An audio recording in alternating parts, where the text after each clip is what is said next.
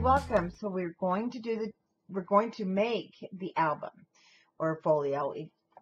It's a chipboard folio, and it's with the Oz from Graphic 45. The nice thing about a small folio like this, you can still get some of those Christmas pictures in there, but you're also going to be able to make two of them with one collection kit. So you can finally cut into that paper and use it, and then also you might want to get another one to put away, of course. And the ghosts go all different directions. I always have to look. I think it's upside down. Then I also used ribbon on the sides. We do have this ribbon at Country Crock Creations, and it is actually a little bit different. So it has the frayed edges. It's perfect for Valentine's, for Halloween, or you can use any ribbon, but you want two 18-inch pieces, so it takes a full yard. So 18 on this side, each one is 9. We're going to create the cover, and then we're going to, of course, create the inside, which I did use a magnet, a large magnet here and a large magnet here. And if you have your G45 tags, then you can use your scraps to cut those pieces. So this is what we're making. Let's get started. You're going to want 2 pieces of chipboard that are 6 and 1/8 inches wide. I've already added my score tape sheets and some extras. They are 6 and 1/8 by 8. 2 of those. And then your spine, which we're going to be putting it together this way. Your spine is 1.5 inches wide and 6 and 1/8 of an inch long. And I do want to clean that edge up really quick. It just kind of, the score tape, I didn't trim it. There we go. And if you've watched my other tutorials, you'll know I like to use score tape sheets on the chipboard. Then we have this little centerpiece. After we put our chipboard together and it's on, we're going to have the black cardstock here in a minute. Then this little piece is what will cover the spine. And you need 1 piece. It's basically going to be, I believe it was left over from my cardstock that I cut for the cover. And it's 3 7/8 by 6. And then I have 2 pieces to wrap the chipboard in, 2 that are 8 and 1/8 by 12. We're going to start by joining these 2 pieces together. And I just use my art glitter glue for that.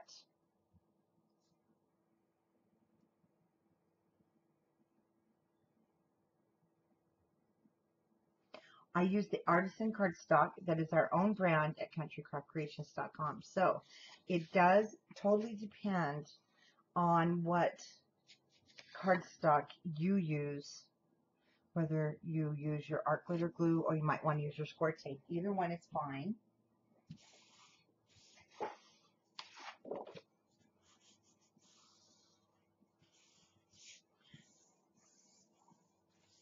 Once we have that joined together, I like to use my quilling ruler, and I inch at the bottom.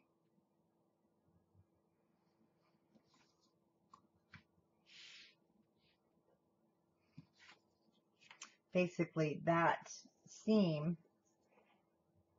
is right here in the middle of our spine piece, and the 2 pieces will go this way. Now, remember, this is a flip up. It's not open this way. So when you're putting this together, you don't want it, of course, to go this way. It won't fit. It is going the long way. So your 8-inch needs to be going left and right. So with an inch at the bottom,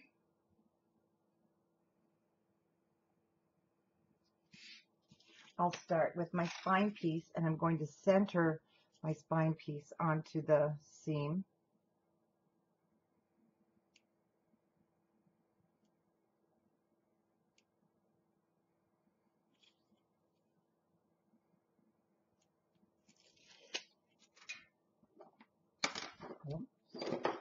I put my pin back in my glue.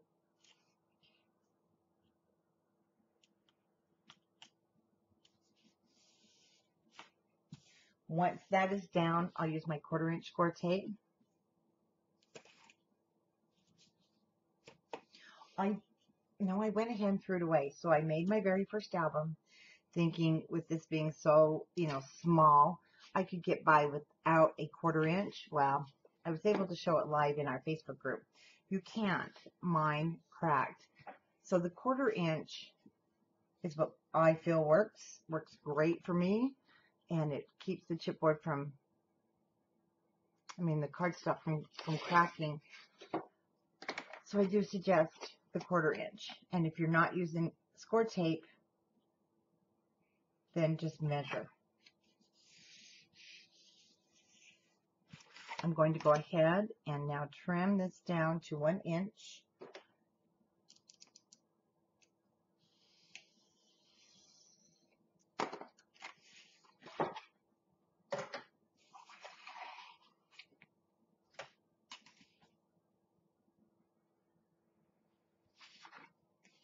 And I didn't want to use another sheet, so I just used score tape.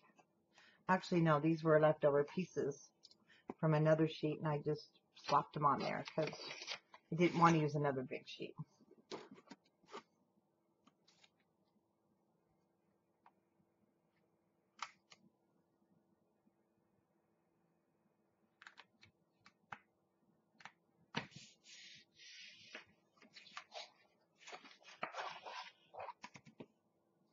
And we'll trim this edge down.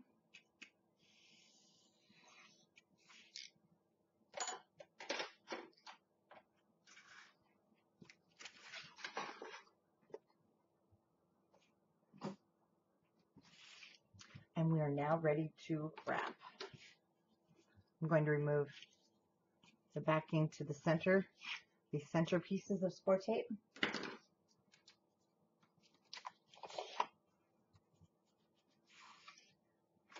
And my foam folder. I do want to, just where I put the cardstock together at that seam, just kind of manually, score it there. Then I'm going to go ahead and use my chipboard and just flip that right over.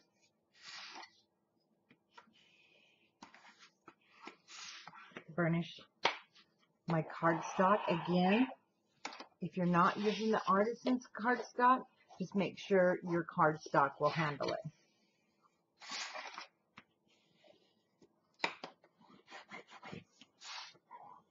And I like to do that because now the cardstock, it knows exactly where to go. It's kind of like it gives it that memory, and you'll see how it's scored.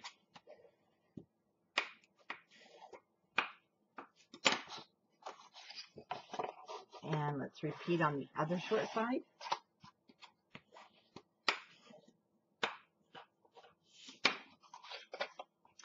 And now we also have these squares. We're going to cut those out.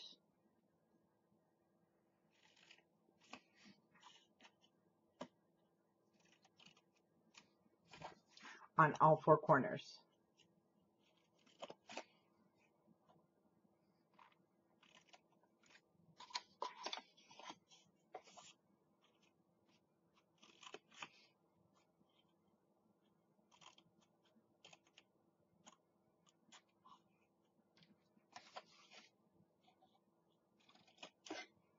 And then we just have a little bit of mitering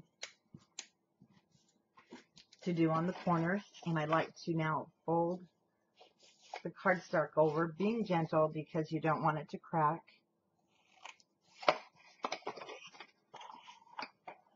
I have to turn it over so I can get my scissors right against that chipboard. And you'll see if it's sticking out on the edge. If it is, then you'll be able to just trim that right up, like on this one. It extends over this edge, so I can just clean that right up.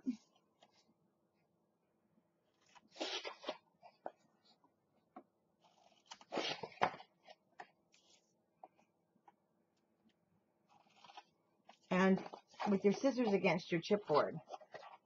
You're not going to cut in too far because if you can't go past the chipboard, therefore you don't cut it off too much. And then you don't ever have to worry about those holes on your corners. Now just take my score tape around the top and bottom and sides, and it doesn't matter what size, because I also will be using the art glue.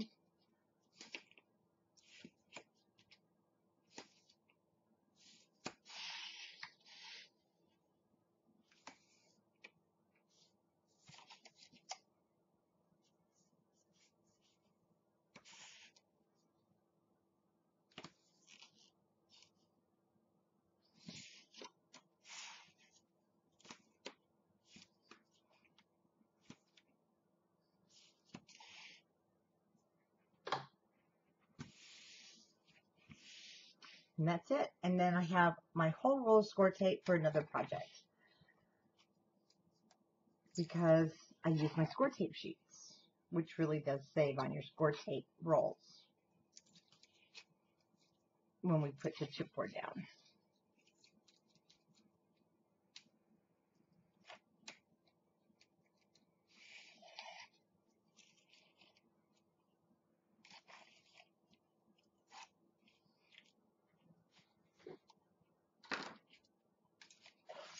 And if you have any score tape over the edge, you can cut it or just, fold it back. Now using my art glitter glue along the edge right here where our score mark is, I'm just going to add my adhesive. Now this does soften up the cardstock a little bit, and also it just makes for a nicer edge. Now you can use your bone folder or you can use your hand, and I like to use this bone folder and just push it up against there, and so you're going to see the glue push onto the chipboard and then just fold over, and then you have a nice smooth clean top. And let's do the same thing on the opposite end.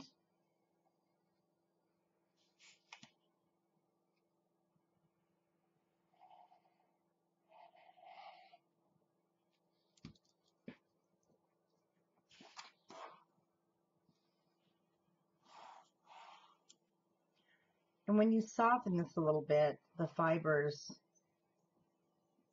really don't fight you to fold over. See how easy that goes?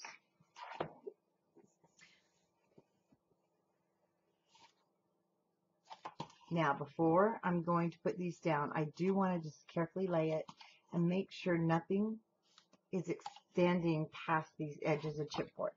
If they are, you can trim them.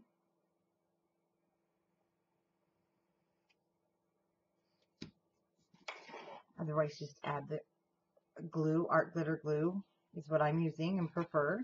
We do sell it at countrycraftcreations.com. And let's stuck in there some paper. Again, I'm going to check my edges.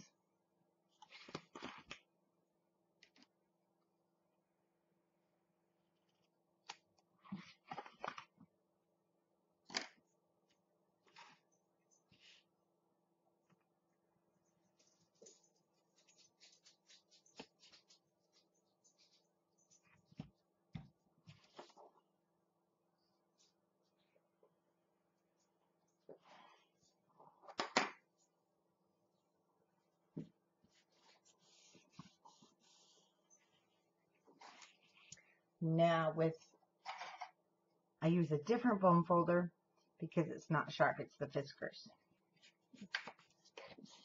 Let's make sure everything's down. But now on each side of your chipboard,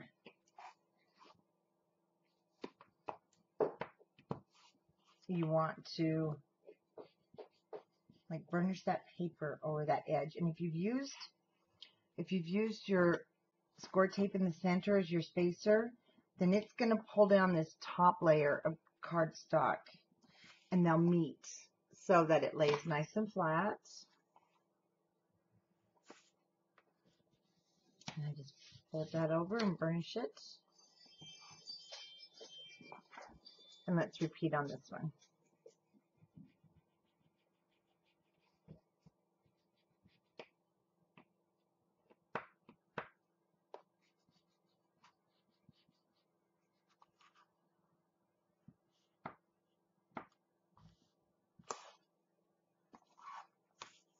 Oops, a little bit off, so I'm just going to push that up because it's off.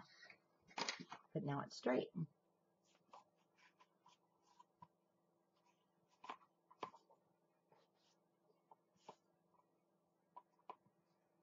And there's our cover. Now, we want to add this piece just across our seam. And let me go ahead and grab my scoreboard so I can give you that measurement again. I went with this size only because it was a scrap, the 3 7/8. I mean, you can go 4, 5, how it can extend as far as you want, but then it's 6 inches.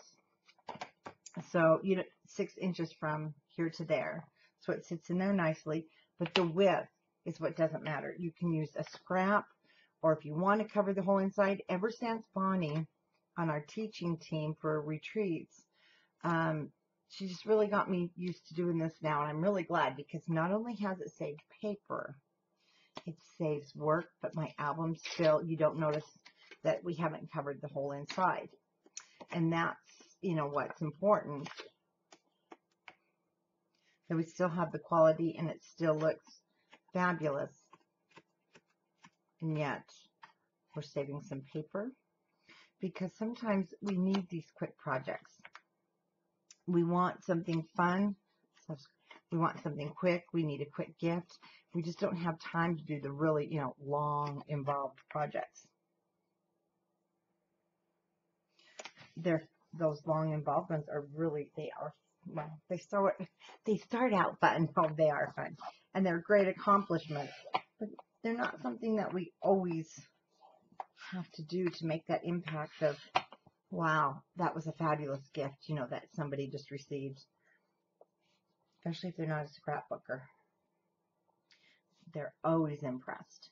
Now, again, make sure you're getting on both sides of the chipboard because you have one on the left and one on the right. You need to make sure it's covered nicely and looks nice. And then you have a really professional looking seam there.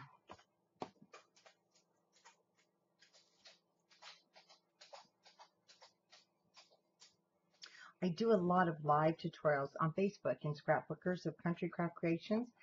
And if you're not in our group, you're so welcome to join. So I do some lives right now during the summer. I've just taken a little break with our retreats. But there's something I've started to do, and I'm not sure if I've done it yet on YouTube. So I open the back side because sometimes it doesn't quite have the neat look as inside. So if you've used the score tape, just turn it over. And the back of your whiskers, I like that because this one really is too sharp. It will go through. And if it goes through, you're going to be sad. So we're going to smooth that right out. Okay? And look at, I mean, it's not going to be super perfect, but it's going to be pretty close to perfect. So don't be afraid to get in there with your bone folder and smooth out that paper.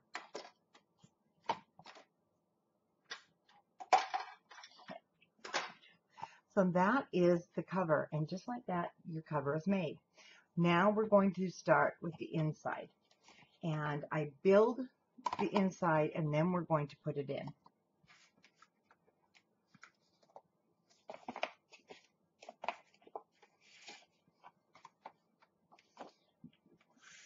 Oops. Let me get this out so I can show you exactly. We'll look at the bottom because they're the same, just decorated different. So This is actually what I'm going to call a unit. We're going to build it first, mat it, and then we put it in. So we have a bottom piece of this unit, and then we're going to build upon it.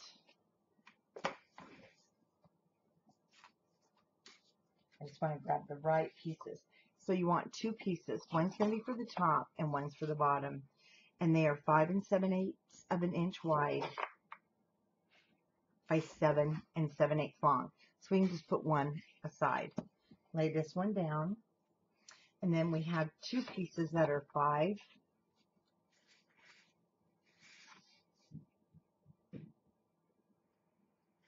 This one, okay, these are our 7 7/8. We have 4 pieces that are 7 7/8 by 6 3/8. These are pockets, and they are 4 by 6 1/4. You're going to have one at the top, one at the bottom. We'll divide those also. Then we have these 2 flaps,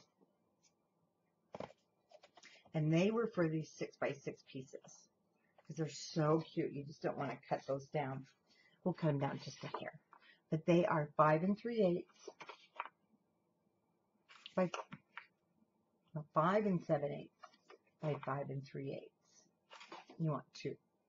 So one's there and one's there. Now, I need to cut the 2 that I left off. I need to cut, let me see something here. They are 5 3/8 by 7 7/8. So I'll get those cut and I will be right back. Okay, 5 3/8 by 7 7/8. We'll put one at the top, and I'll put one down here, and then we have 2 more pieces that are 8 7/8 long for that little inside pocket by 3. One at the top and one at the bottom. We're going to go ahead and start by putting the 5 7/8 by 7 7/8 just to the side for a moment. Remember, you have 4 of the 7 7/8 by 6 3/8. Those are the ones we're going to score. And on the 6 3/8 of an inch side, okay, hold on. I think something is off here.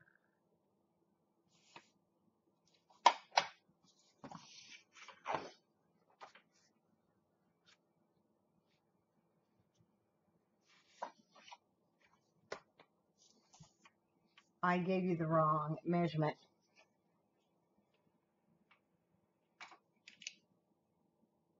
Oh, no, I didn't. I did not.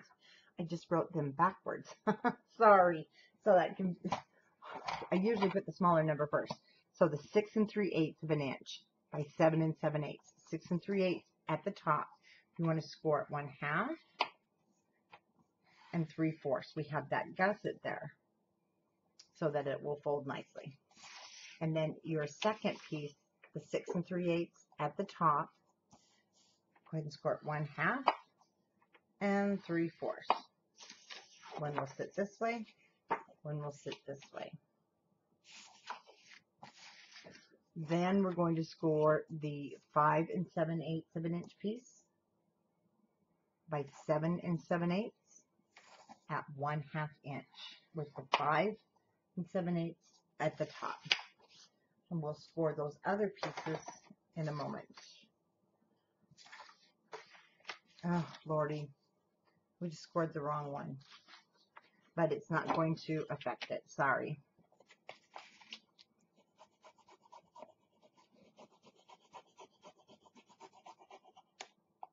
It's not a problem. Our 5 3/8, that's our little flap. Sorry. And we're going to put this at the 5 3/8 of an inch side at the top and score it 1/2 inch. Okay. We got it. Now, the 5 7/8 is our base.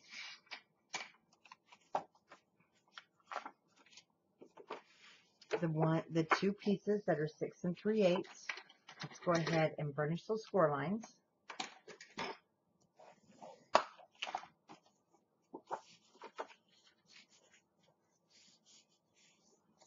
hate the gusset.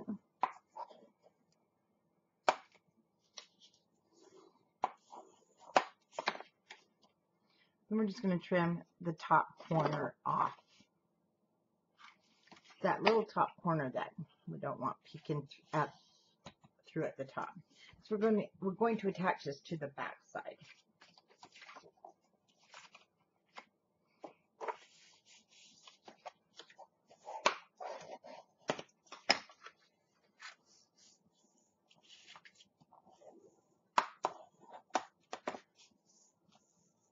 We'll actually have to kind of form those a couple more times after we do our matting.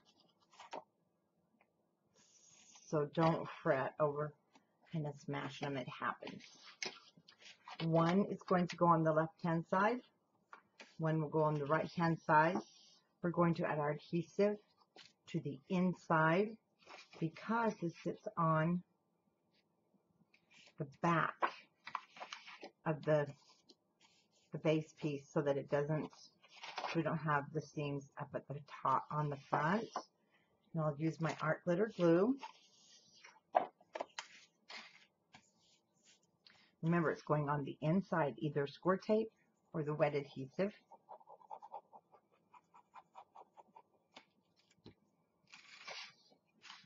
And lay the base just to the score line, keeping it straight.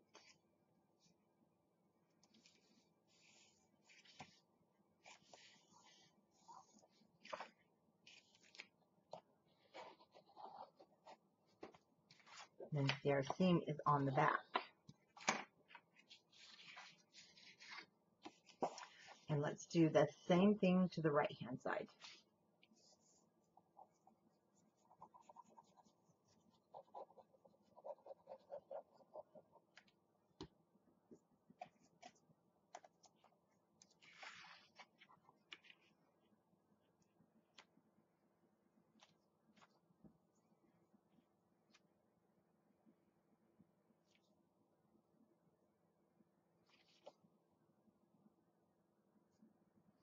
Now, if you only cut the corners off when you did the mitering, you'll have a square base down here at the bottom. And it won't, sometimes you'll see a little gap there. If you cut that, when you miter, if you cut off your corner, try and keep that square so that it stays square all the way across the top.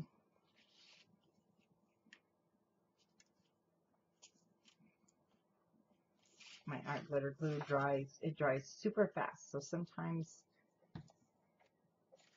you have to go back.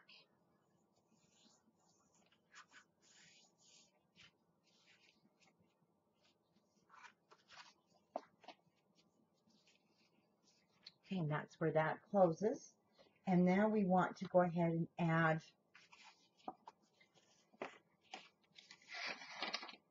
our 5 3/8 of an inch flap. And now it's going to sit on the edge of this paper. That way too, you don't have two seams sitting on top of each other.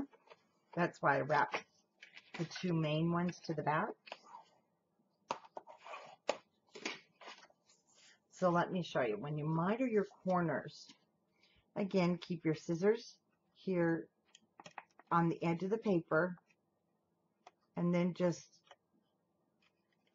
take off that corner, leaving this area right here so that it is square at the seam, at the score line. And then if it's square right there, you won't have, sometimes, I don't know how to explain it, but it's basically like a hole. It just happens because you've cut off the squared part of the paper, if that makes sense.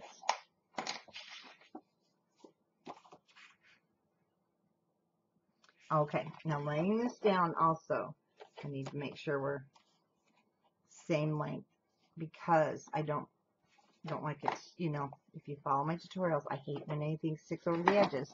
And if it does, just grab your cutter and you can trim just a tiny bit off the top there. And then remiter your corner if you need to. Now this is going to sit on the left-hand side.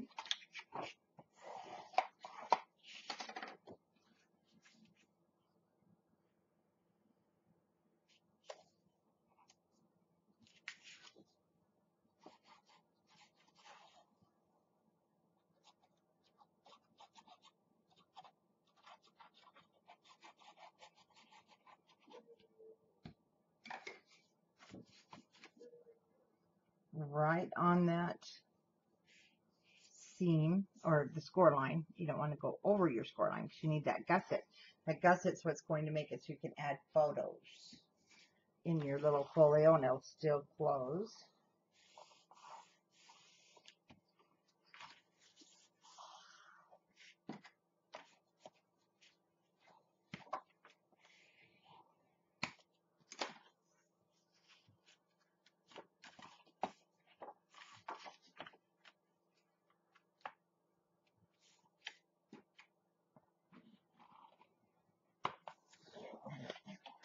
More.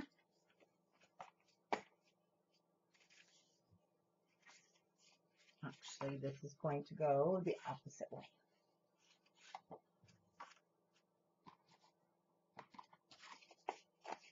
Now, before I totally forget and space off the magnet, let me go ahead and grab a large magnet.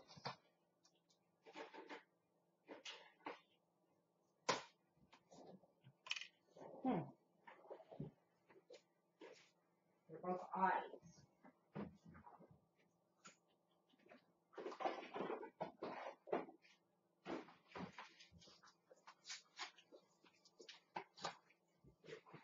So, that's not going to work.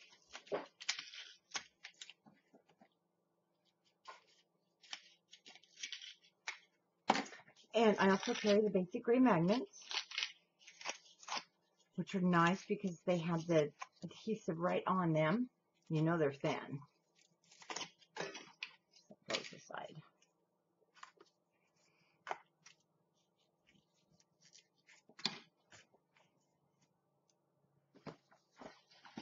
So the magnets, you only need the one, and that's what keeps everything nice and neat. You could also use this seam binding or ribbon tie if you don't want to use magnets.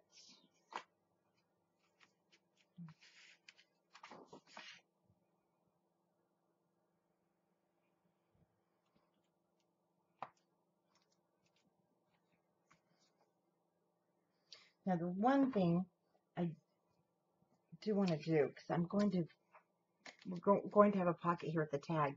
Let's move our magnet up a little higher. So I put mine about 2.5 inches from the top, and that way when the tag is sitting inside the mat, your magnet's not going to be as covered. But if you use the large basic gray, it'll still go through it, but this will give it extra holding power. Okay, let's take our 3" by 8 7/8. Also, just to give you a little hint, when I cut this at 8 7/8, I back it up just a hair and cut it just a hair short so that it fits perfectly on the page. And we want to score on 3 sides, so 2 short sides and 1 long side. I may have pushed too hard. Yep, I did. Okay, let me try again and not push so hard. So 1 long side, 2 short sides. And don't push hard. And I'm going to just fold up the 2 short ends. And I want to check the fit. If I have to trim this, it's easier to just trim it and rescore it. Now I put on the top, I actually put the pocket on the outside, and then on this one on the bottom I put it on the inside. So you can do either way, but this is going to be my bottom piece, so it's going on this inside flap. And then just size is great. You can even put this on the base. You could put it anywhere on any of these flaps.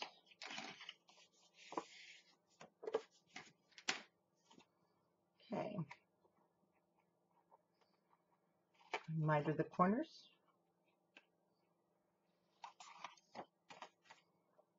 And even though we're going to cover this with paper,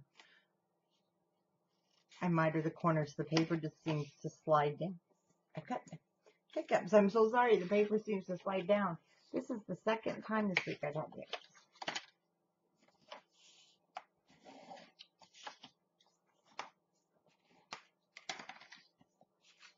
Let's see, that overlaps a little bit, so I'm just going to clean that edge up.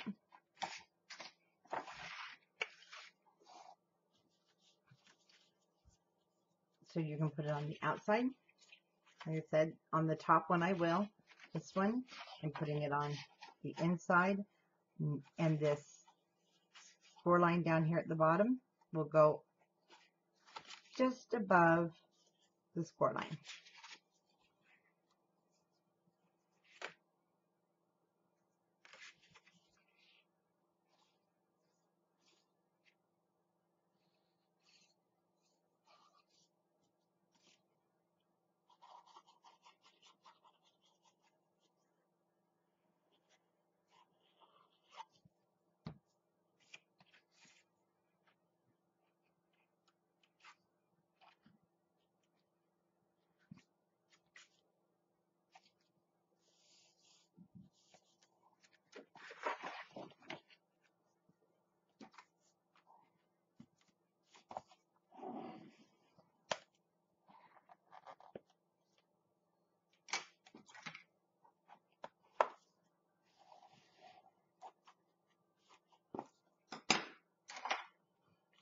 Make sure it's where it belongs. No glue is where it doesn't belong.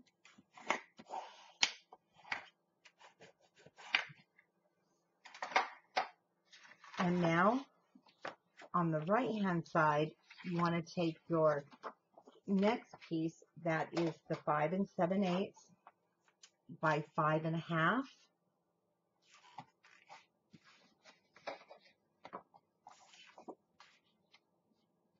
So, I'll show you when we cut down our cut apart. On the 5 7/8 of an inch side is where we're going to score it 1/2 inch. Let's go ahead and score the pocket. And this one is your 6 1/4 by 4. And again on 3 sides. Now on our pocket, before we put it down, I do mat mine because I use the punch to make that little thumb notch in it. Right here. And it's a lot, well, it's impossible if you don't, to get that punch down inside there. So we're still going to check the fit, but we won't be putting that down until the matting is in place.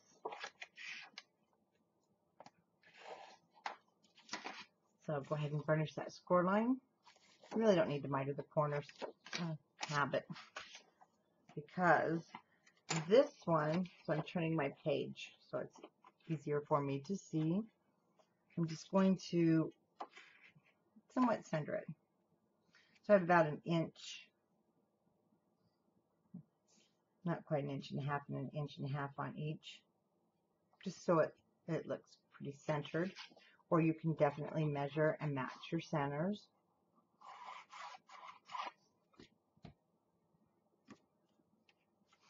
So about 3 7/8 would be my center. That's pretty close.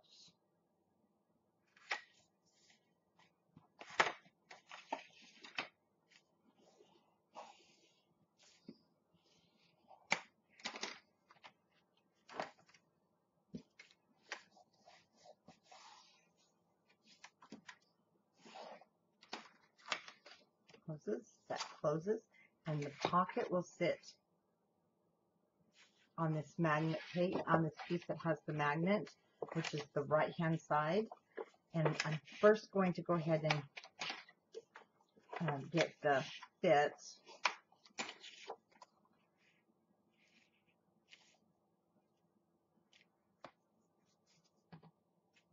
Oh no, this one we didn't need to, I forgot. Actually, we need to mat this first because I did do this one just a hair shorter so that you saw the paper. Let's go ahead. This is going to be the bottom. So the bottom, I kind of concentrated on the green pieces. And I used, oh yeah, there's our, aren't these cool? Just love them. I used this piece.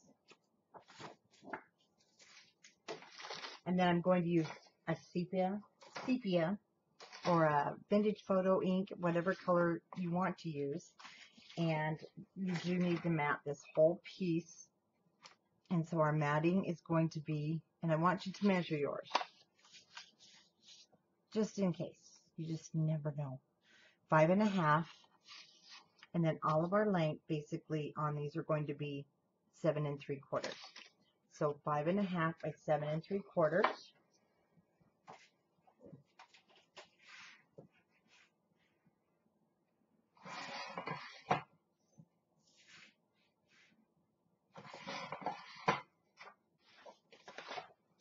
This piece that you just cut off will be the pocket.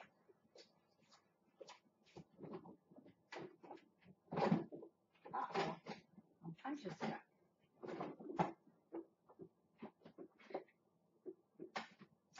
Oh, guys, hold on.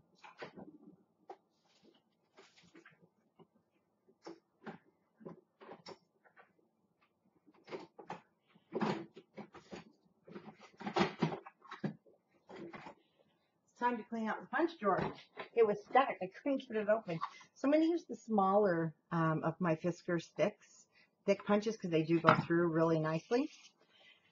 And you're going to cut a piece that is 5 1/8 by 3 3/8 from this. So 5 1/8 by 3 3/8.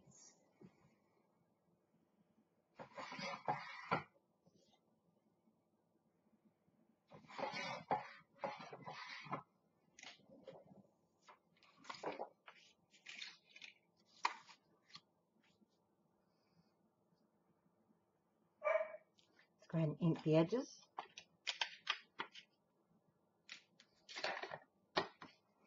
I used black on the other one. And I wanted to use the Prima. I'm using the sepia, more of a vintage photo look. So that would be your Tim Holtz equivalent. Or you could even use brown, black, walnut. Any of those colors will actually look really great with this paper. And let's go ahead and do the pocket. Now when I did it with the black, I was very light-handed. I just didn't want to smear black everywhere.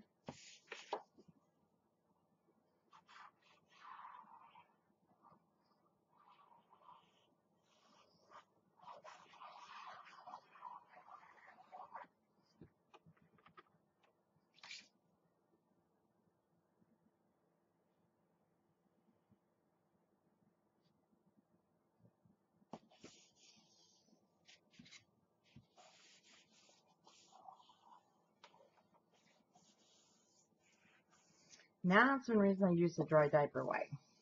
It doesn't smear your ink, and you can very easily, instead of the oils on your hand, just glide across your paper.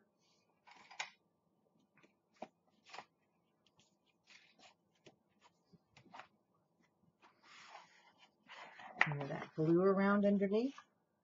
Now for our pocket. Let's go ahead and mat our pocket.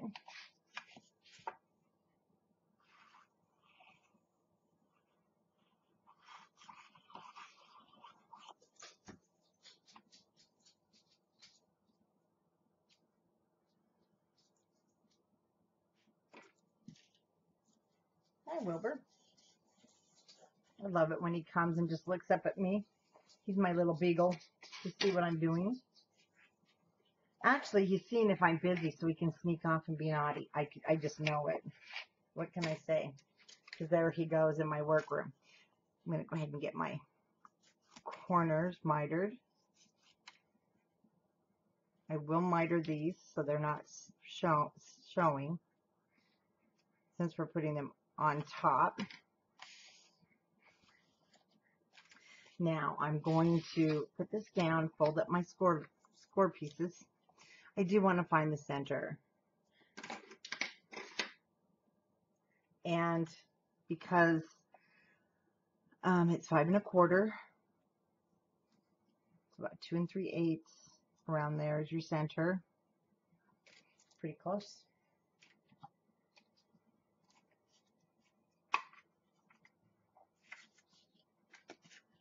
And I do mark my punches where the center is and how far down I want to go.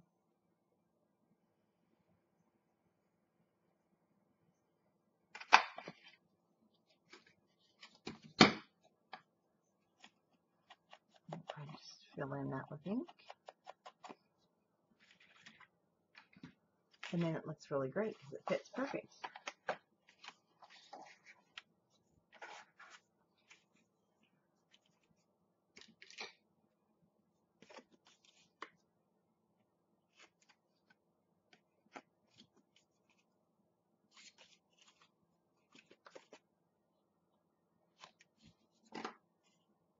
There we go. Or I add my adhesive. I do want to burnish this again.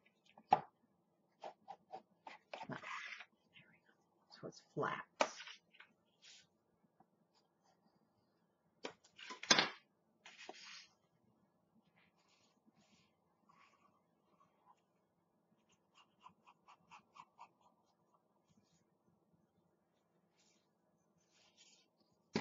Okay, and then I left an 1/8 from the bottom, 1/8 of an inch, basically the green of your postage stamp, where it starts there is where I started my pocket.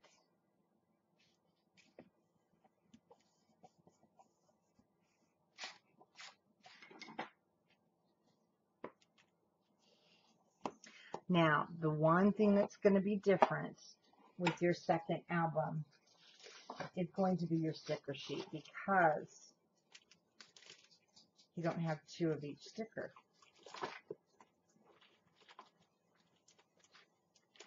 And as you know, the sticker sheets are now 2 sheets, which are nice.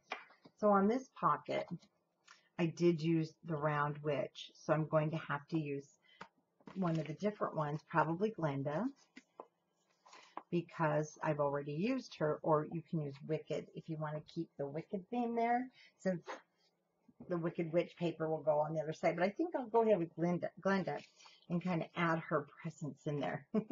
So across here, the other thing that changes is on here, this was just a scrap piece of purple from here. So if you want to wait to put it down,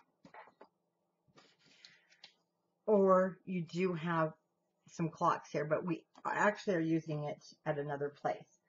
So we're going to go ahead and hold off on decorating that because it's not good. Yeah, that's the right stack. I know when you're going to freak because you are cutting this. So that's what I'm saying. Get another pack. You'll be okay. Okay, our matting is going to go like this. The Wicked Witch, and I'm going to show you how I cut this. So I wanted the Wicked Witch, so I'm cutting this completely off here, this border strip, because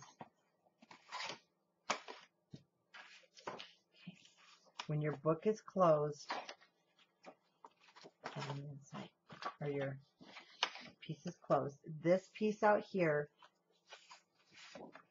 when you open it, this is where this is going to go. And it's the same width. It's going to be 5 1/2 by 7 3/4. Let's get our cutters out. And I'm just going to use my small one so I can show you.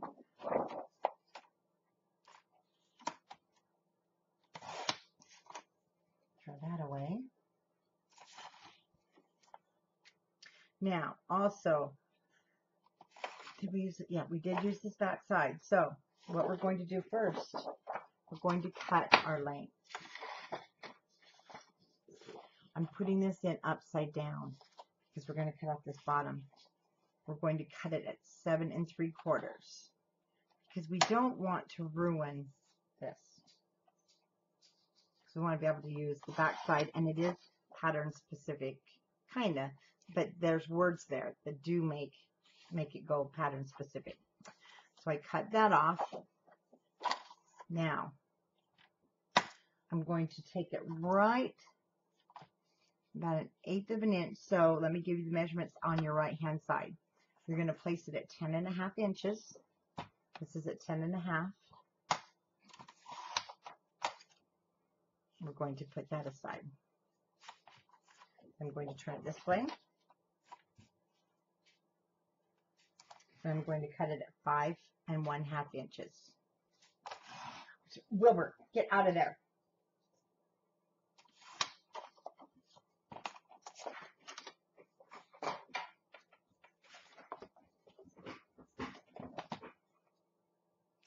Now,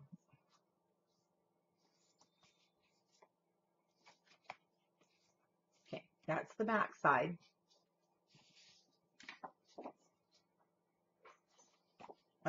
Sorry, this one.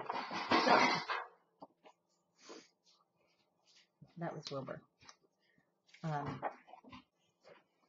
want to show you something. I'll try to get his ball.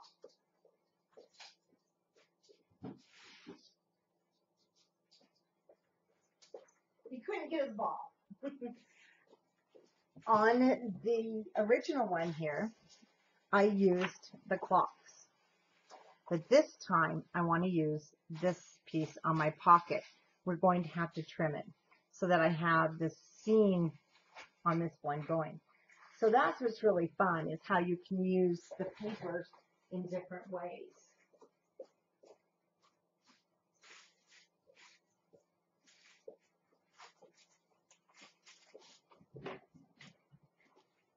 But we are going to trim this just a little bit on this side. It doesn't matter whether you're going to use the back side or the front side. You're going to need to trim this. Get out this piece. Grab your original, the one we're working on, and it's this front piece right here. So let me show you also another thing. Because you probably won't want to cover that up, and that was also one of the reasons I used the clock, because I wanted to put this here. I'm not going to this time, but you're not going to want to cover up that seam, so you can always just leave this off, and that's what I'm going to do. So this one measures, oh, somebody want a beagle. He's about ready to just get in more trouble. I want to give you the exact measurement here. So we're going to cut it down. I'm just going to go 4 3/4. And I do that a lot when working with seams. I don't like to overcut. Now remember, it says of the west, so it's the continuation of the other piece. And I didn't want to cut into that too much, but we got what we needed.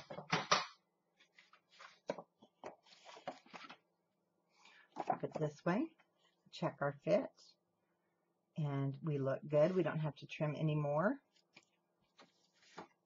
And I'll be honest with you, when working with papers such as Graphic 45 and Cardstock does a seam paper, I think it's perfectly fine just to have a seam paper. You don't always have to have it covered with a picture, but you could put a small picture down here, and we could also put one of the smaller tags, one of the smaller G45 tags, the little tiny ones if you wanted, or just a little cut apart.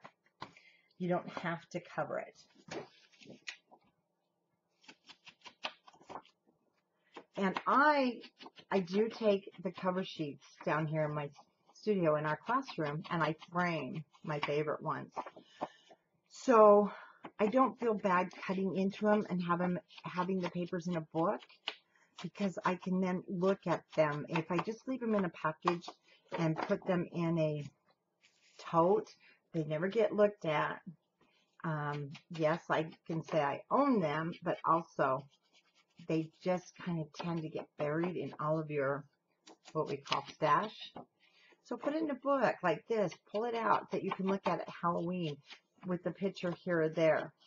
Have you seen people do the 12 by 12 layouts with just that little tiny picture? And now I kind of understand why. The paper's so beautiful, and that's okay.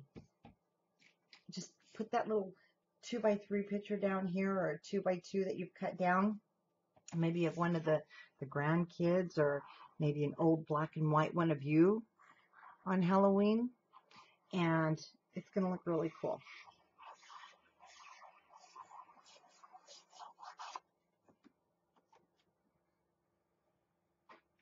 I love this purple.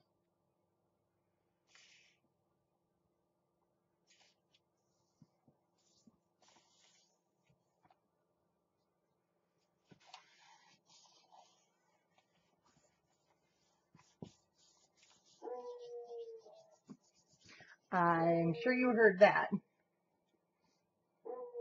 I think that Wilbur has a nightly, I swear, at around 8 o'clock every night, he just goes out and barks, and we don't know what he barks at. He just barks. It's almost like he wants the world to know he's here. And that's okay.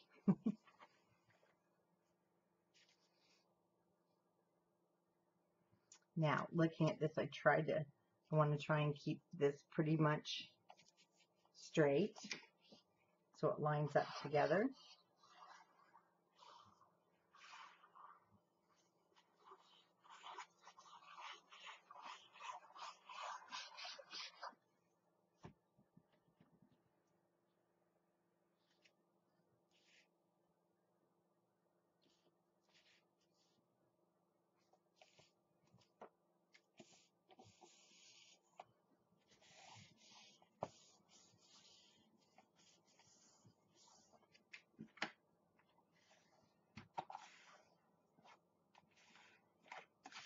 And did I save? Let me see something. I'm going to show you another thing. I thought I did save it. There was that little tiny piece that we cut off from here. Well, this is going to be your same length. And I'm just going to cut this at 3/8 of an inch. Yeah, it's not quite a quarter. So you could also add that right there on that 1/4 inch gusset.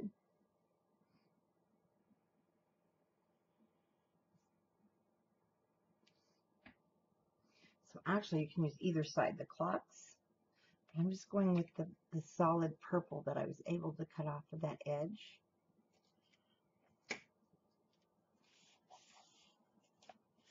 And now it looks totally complete.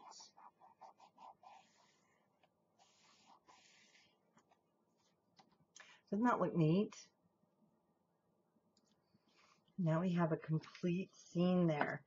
Now on this inside, we're going to cut the green. And we're going to basically do the same thing again. So I left it so you could see some of the professor hanging out of the balloon. But you are going to have to trim away to the lettering, depending on, what you want at the bottom. So we're working with 7 3/4 again. Open your cutter. I consider that upside down. Whoops, we better cut off that. Cut that off first.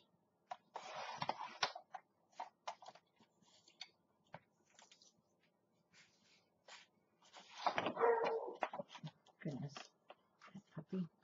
Okay, 7 inch.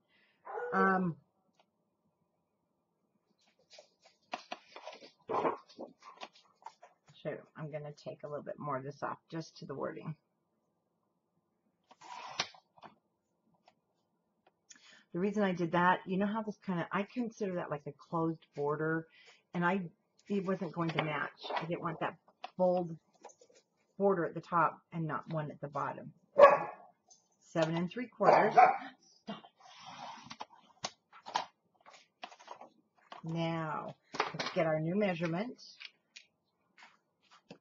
from that score line to this score line. And if you remember, it was 5 7/8.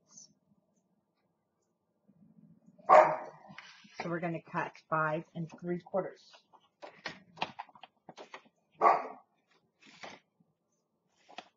But we're again up against, we don't want this, unless you want it, but you're going to cut almost all of that off. So I'm going to cut off this border piece right. Let me see how I cut it. Oh, I know. No, I even cut more off to get, there's no place that like home. So I put this in here at 5 3/4. And I actually cut off up to these dots that other side. So you'll have those to use. Then let's turn it this way.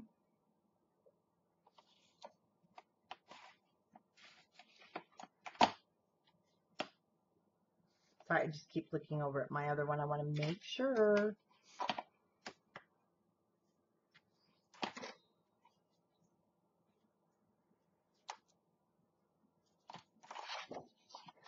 A little bit more off. I'm going to take it all the way up to this green line. I'm going to take it to my 5 3/4 and get a little bit more of the professor.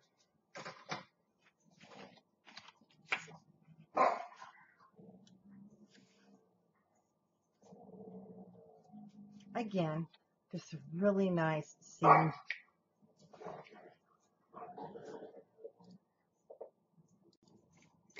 Now we ink our edges.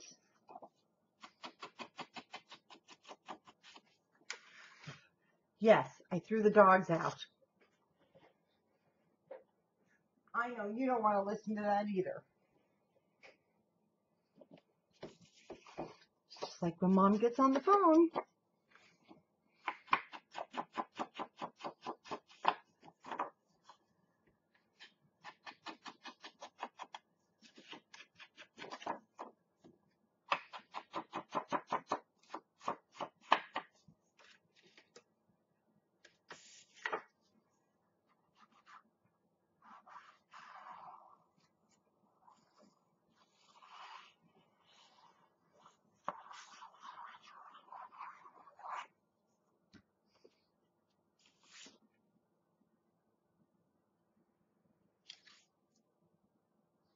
And it should not be over that gusset on the right hand side. You have that other 1/4 inch gusset.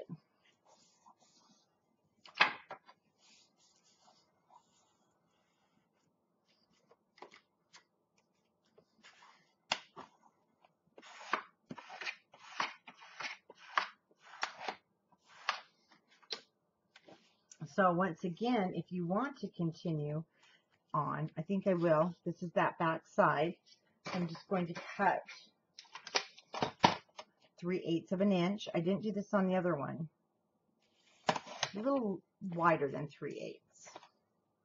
But I'm going to add that there because it just kind of gives it a finished look.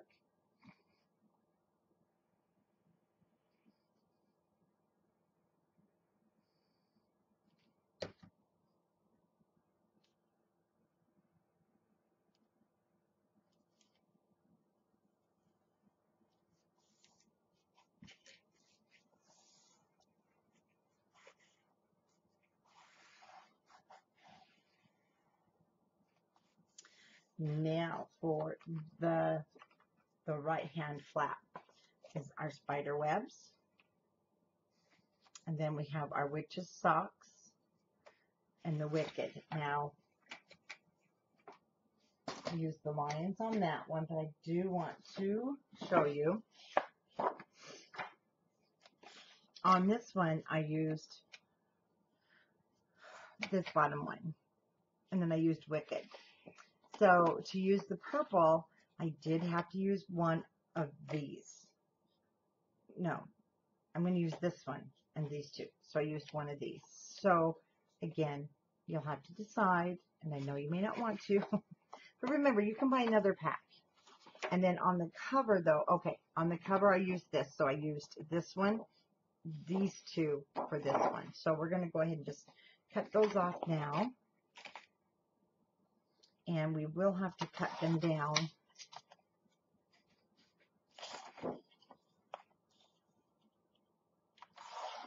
This is going on the cover, and that is going on the top flat piece.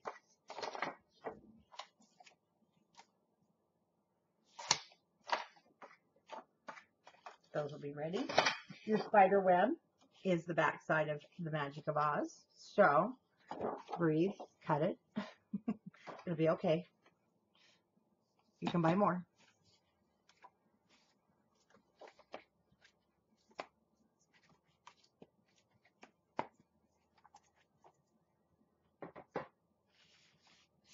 And we already did the matting, so we know it's 5.5 by 7 3/4. Now, we have directional on this side. And I do believe I used a little bit on the upper side. So we're still going to cut it this way. I'm not, this side is not directional. So I'm going to cut like so at 7 3/4. The reason being I was able to save this. And I don't think we did use it. And this is a great fussy cut piece as well, also with the witch. Now, it doesn't matter what side you cut. We're going to cut it to 5.5. This is one of those collections, and they did some changes when they brought it back out because of copyright.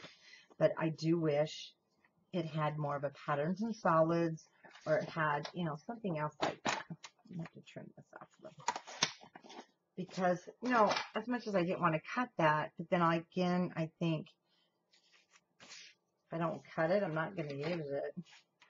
I mean, you can't 5 3/8. We should have cut it at 5 3/8. So, yes, cut your papers, use them, and enjoy them. So 5 3/8. Keep those little strips until we're all the way done, because you never know where you might want to use them.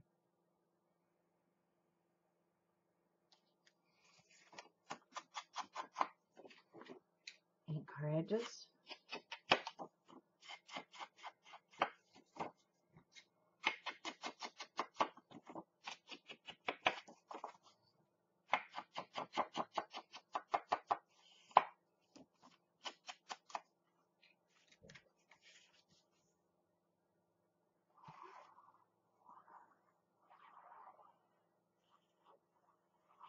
I do want some place for photos. And this will be one of the good places for photos.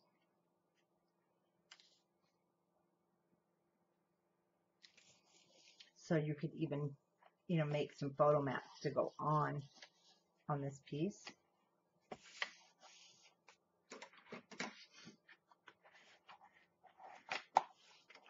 And your flap now is the piece that we're going to cut is going to be 5 1/8 this way.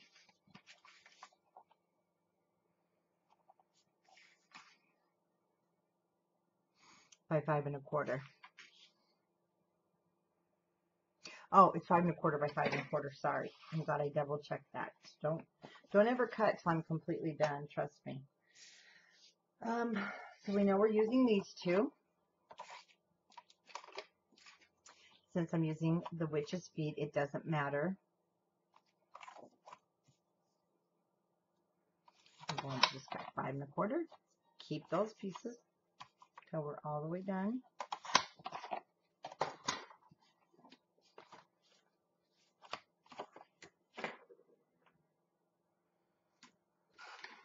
So another great photo spot.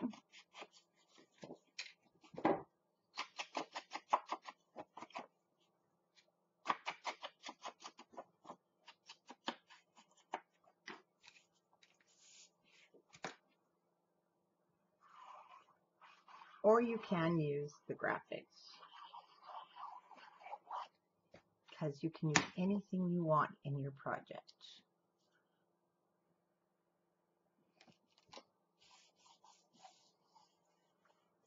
And this project came about because I knew when I saw this paper, I didn't want to make another big project. I actually had made one, and I need to find the video and remake it because it was one of my favorite.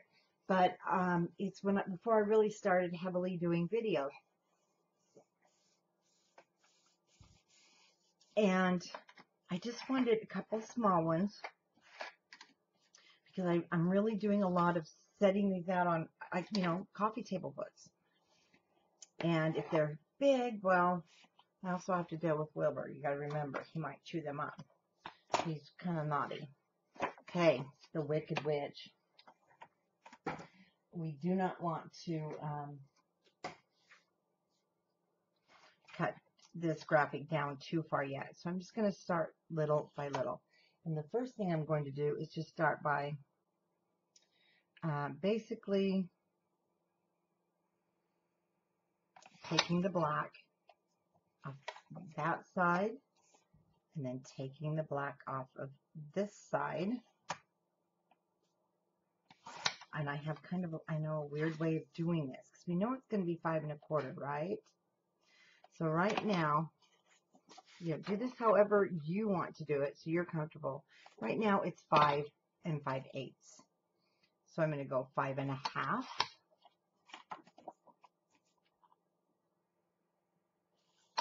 5 3/8.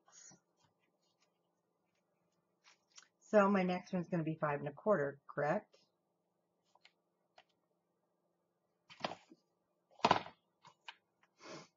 So I'm just going to do on my 16th.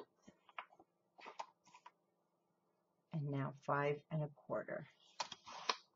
And that will keep it pretty asymmetric on those sides.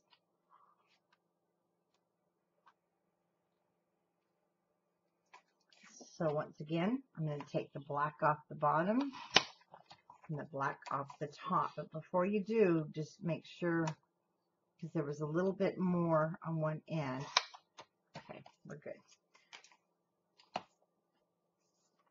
So I have my 5 1/4, and then I need 5 1/4 again. It's not quite 5 5/8.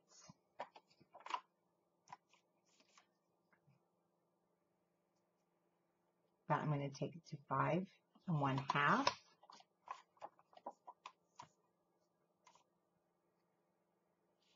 5 3/8.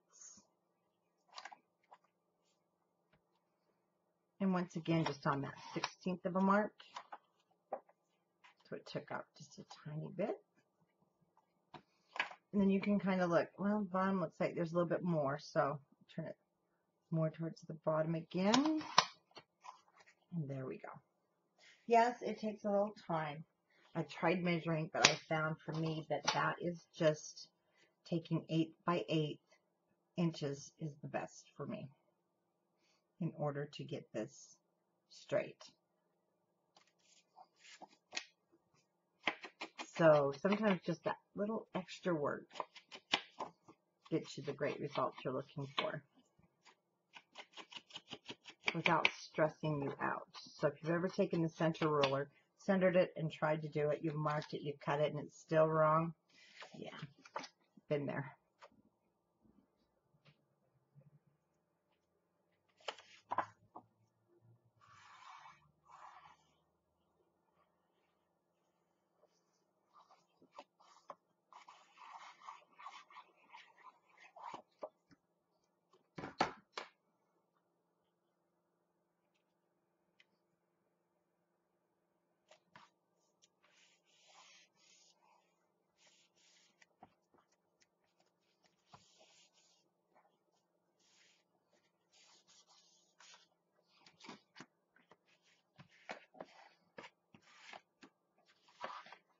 Inside pocket.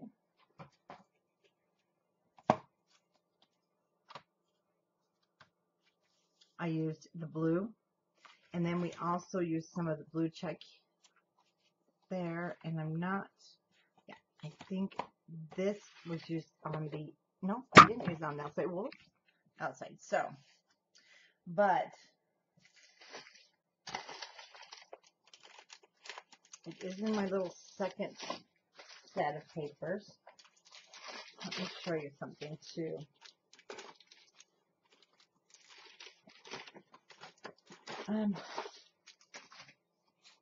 Like I'll have a few little extra pieces left. So when you get to your second one, then you're going to be able to use some of your leftover pieces like that. And also, if you want to wait, because we are going to use this print on the top, I'm just double checking. And I use scraps here, so we're fine. We can go ahead and cut our pocket piece. And if you may not like the blue there with the green, you can definitely use this purple. You know what? I think I will on this one. I think I'm going to go ahead and use this purple piece for my pocket along with the emerald green. Let's see how that one turns out. Otherwise, it's the blue and the emerald green. I like the blue and the green. I'm one of those like weird colors, right? So this is now 2.5.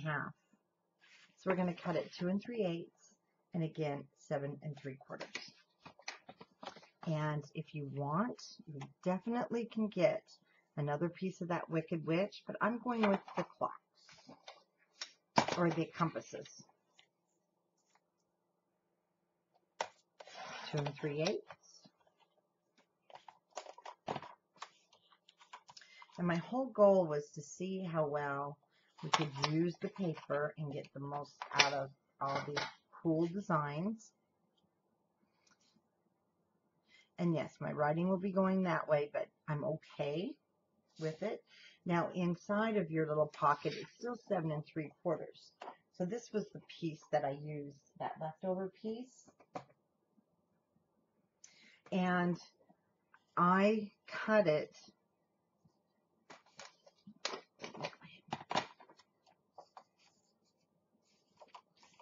I think this one we'd already cut down to 7 3. No, we did not. So let's go ahead and, or did we? We did. We did. It's already to 7 3/4. So I only need, you don't have to go all the way down. I only need a 3-inch piece. So I'm going to turn it this way. I'm going to see what happens.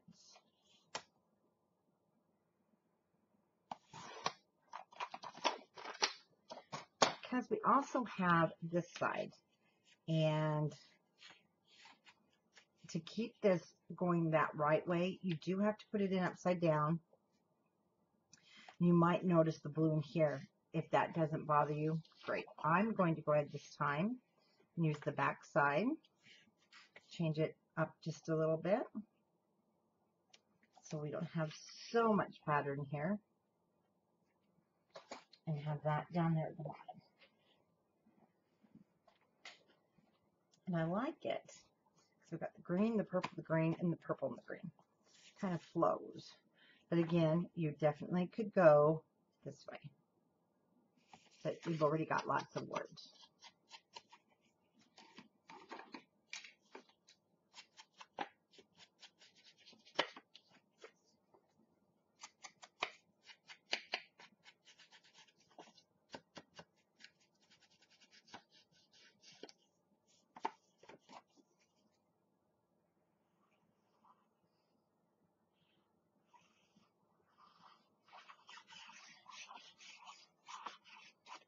Some dry glue there on my thumb.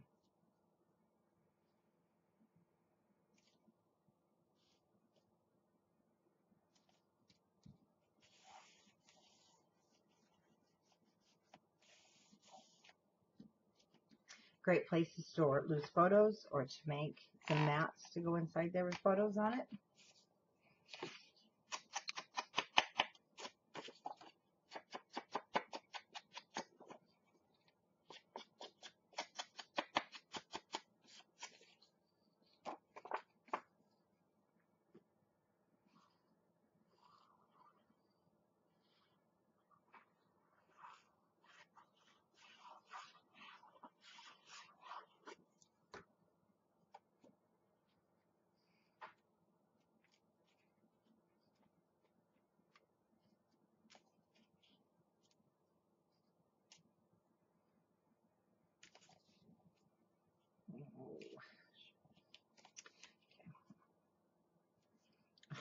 glue dries so quickly. Okay.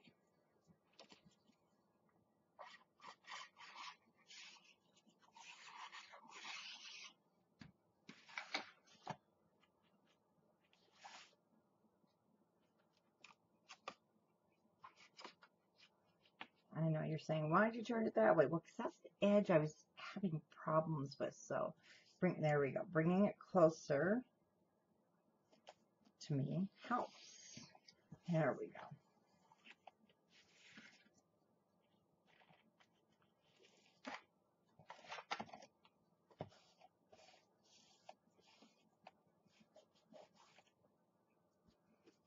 Glue off.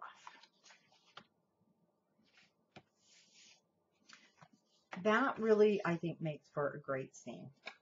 Let's go ahead and burnish down our flap. We've been pushing back on it. There's the pocket, photos. Then I won't do these in the tutorial. All they are is the Graphic 45 black tags. And you'll go through with your scraps. And then I just placed my scraps to strategically, hopefully, cut them and left the back. But you can definitely cut more for the back. And we will do this now because we have our scraps. Then we'll do that. So, using the scraps, which are just these little pieces, you can choose, gosh, any one of them that you want. You want to use. But we've got enough wording. So I'm good with not using any more wording, and I think we'll go with the shoes this time. Before I did go and cut some of this wording off, I'm going to go ahead and go with the shoes. So our pocket now measures from, it's going to be the same as our matting, the 5 1/8, and you can have this as thick as you want. I'm just going to leave it that thickness.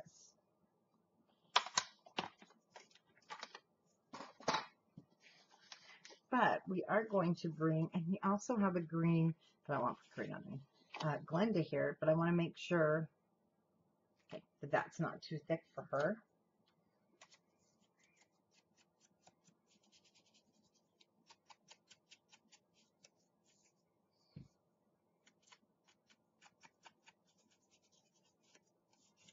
So I think Glenda will look kind of cool with the witch's feet, because it kind of looks like maybe they're under a house.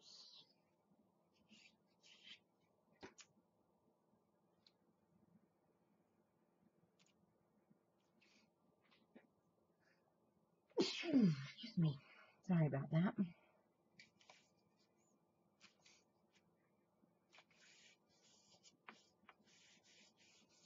And you do have room if you want to mat this and pop it on pop dots, but because of that scalloped edge, I'm not going to mat it. Picking up the ink off my fingers here. But I am going to use my adhesive, otherwise these aren't going to stick forever.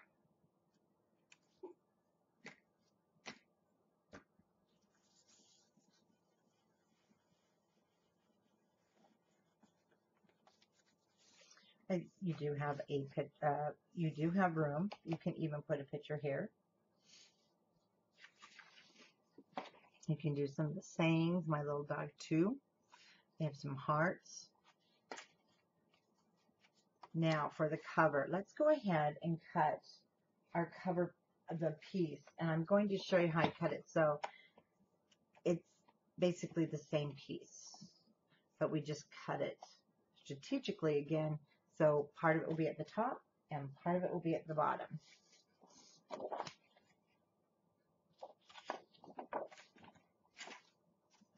The reason I have the blue strip here is because I cut them too short. But it turned out I liked it. So, and again, we're going to cut these at 5 1/2 by 7 3/4. Let's cut the top off.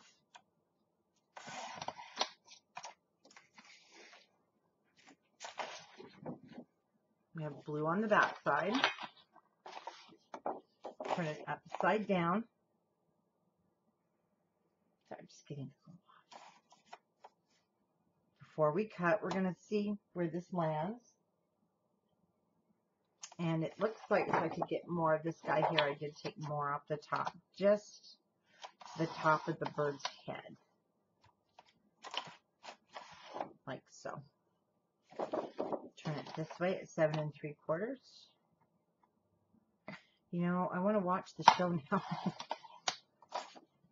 We wouldn't use that, but we would use that. And because it is pattern, again, your pattern is going in the directional. Now let's turn it. And one thing to decide, once again, you have this like border. So I'm going to just cut this right at 6. So there's my piece for the bottom and the piece for the top. Now I'm going to turn it this way so I can cut off this blue side. And I'm actually going to go a little more. I'm going to go 5/8, 5 5/8, and 5 5/8.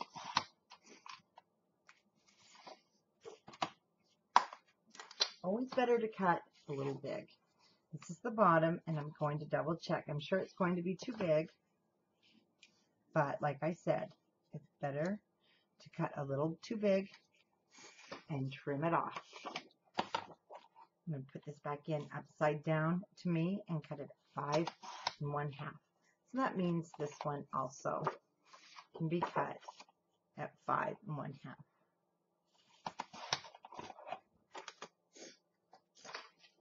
Now this is the top and this is the bottom.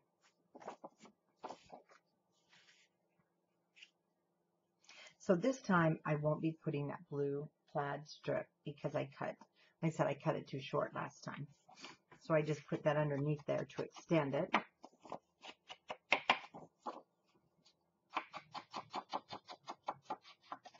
And this, I really liked this graphic sheet, so I wanted to have it the main focus when you open the book. I love Scarecrows.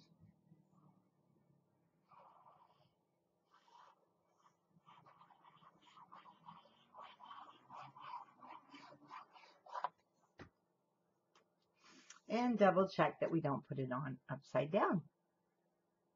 That would be a tragedy.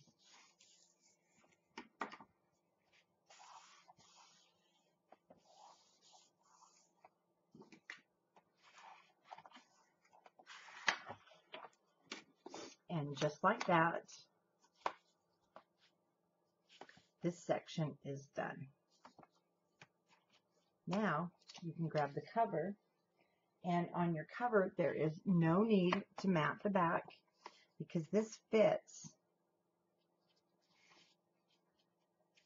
Okay, this is where I mentioned you might have to just reform your little gussets there. So this is going to fit right in that perimeter where it's just the black. Fits perfectly right there. Turn it over. Add your adhesive, whether it's score tape or wet adhesive.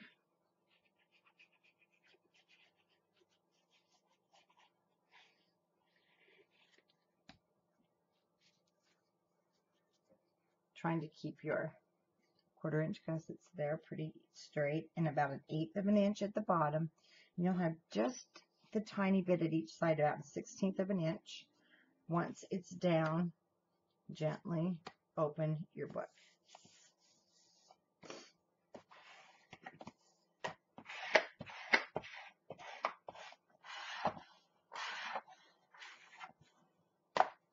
And then let me grab a wet. It's time to get the glue off my fingers.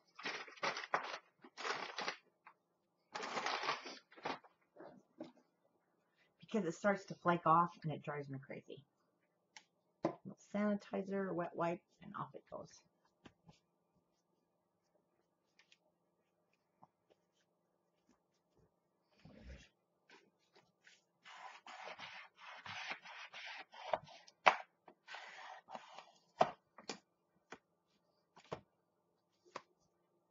Let's do the top. That wasn't hard, was it?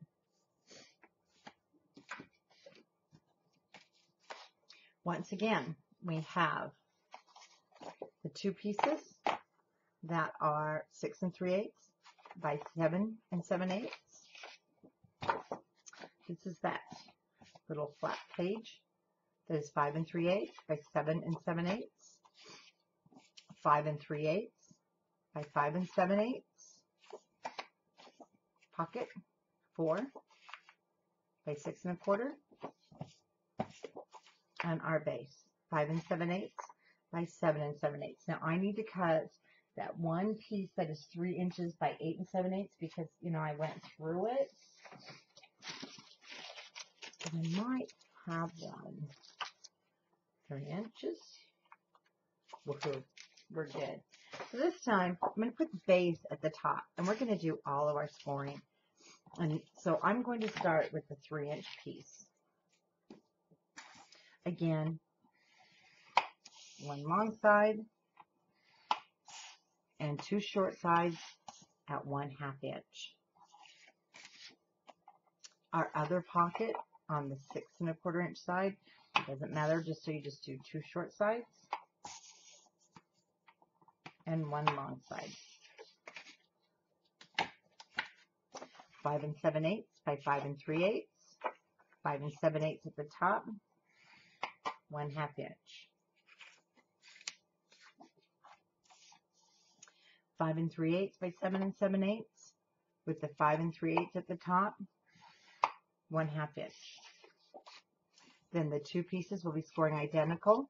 The 6 3/8 on the 6 3/8 side, score at 1/2 and 3/4.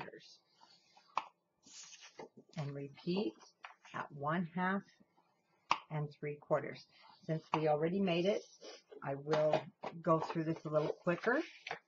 If you want to fast forward through to where I'm matting the pocket, I'll be doing it the exact same way, just a different color. You definitely can do that. And that will save you some time. So see, very easy, simple, whether you're a beginner or advanced and you want to really add to it, or you just need that quick gift, but you want it to look not like just a cardstock folio. This is your project. I'm telling you, you're going to make quite a few of these. So on the inside, let's just check our length. Make sure everything is the same length.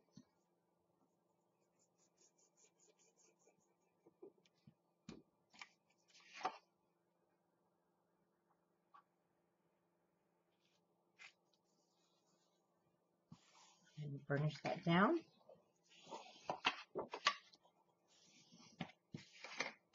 Now with the right hand side, repeat.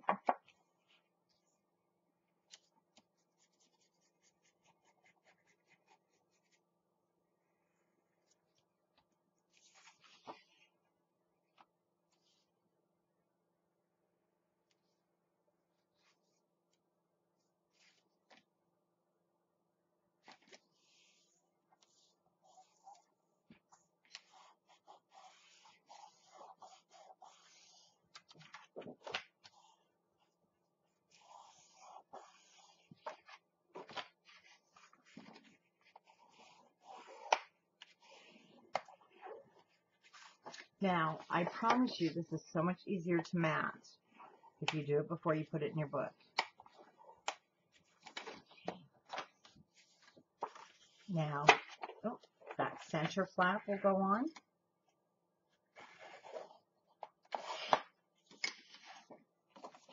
And before I put this one down, I'm going to do it, I'm going to put the pocket on first. That also makes it a little bit easier. So we want to score up, burnish those 2 short end score lines.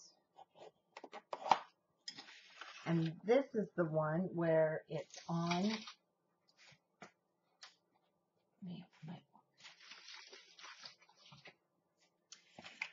the flaps to the left. This flaps to the left. And so I put this pocket right next to that score line. Great fit. When you cut it just a little bit short than the actual measurement, you find it just fits so much better.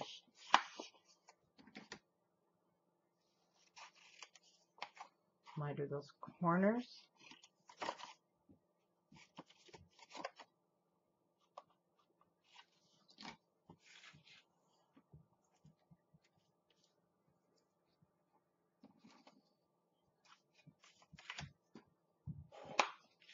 I can furnish them again so that they're laying flat.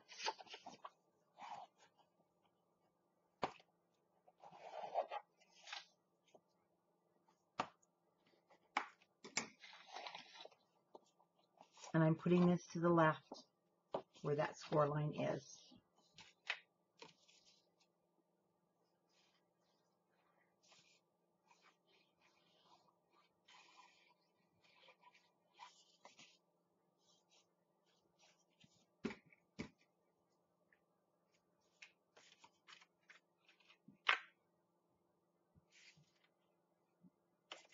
So right up to the edge of that flat.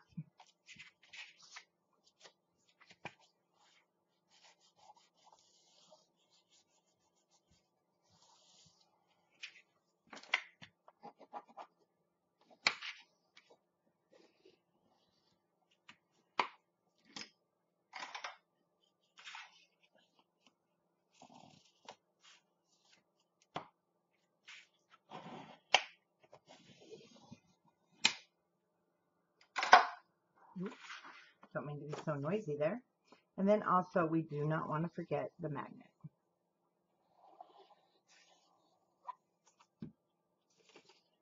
Left hand side, right, just below that little score line.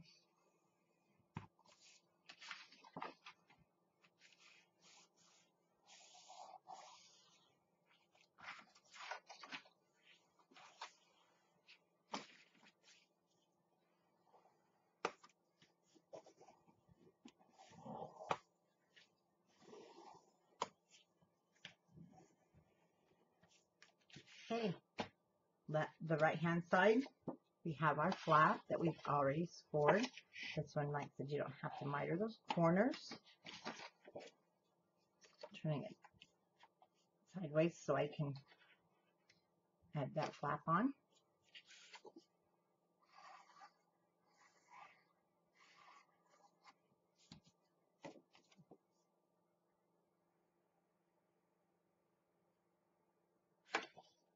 And I love to teach you the simplicity of a project. And then I know that, you know, I'm more of the simple, clean line anyway. I have some projects I've really decked out, but this is more, I love to see the paper, like I mentioned, but, you know, we could do super decked out. You know, sometimes you see them on the design teams for the store actual manufacturers, sorry. And really, sometimes I just look at them, I think, you know, I can't make that. I'm not going to make that. I don't have the time to make that. I don't know. I think, you know, I need to show you just how to do it so that you can make it, because once you do that, you're like, oh, I love making it. And then you can venture out and make those, you know, super hard projects, or maybe you want to get more involved with those. And that's great. So I hope you are enjoying the tutorials, and I love teaching you. So don't you also hesitate to ever say, you know, hey, we want to learn this. And I'll be glad to see what I can do. Or I know our design team especially can help you. Once again, I'm going to bring the magnet up to the top.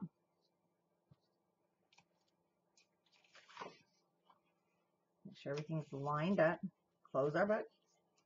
And we're going to do our pocket the same way. But before we do, we have to mat this page just like we did.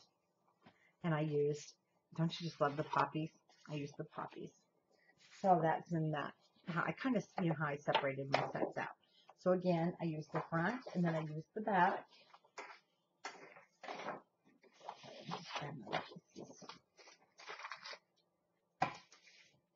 And if you remember, it's going to be the same size, 5.5 by 7 3/4.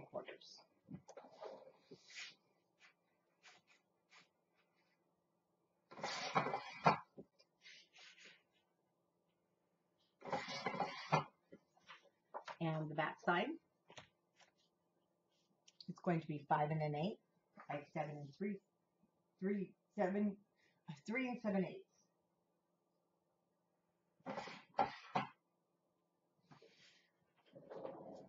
Hold on. I'm just going to remeasure it first. Yes, 5 1/8 by 7 3/8.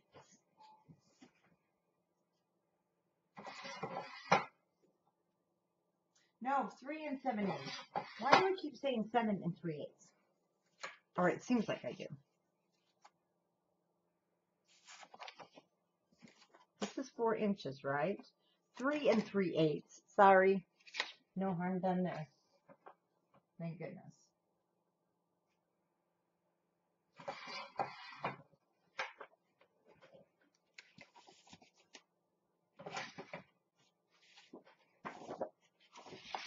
Open this work on it flat. I love the flowers.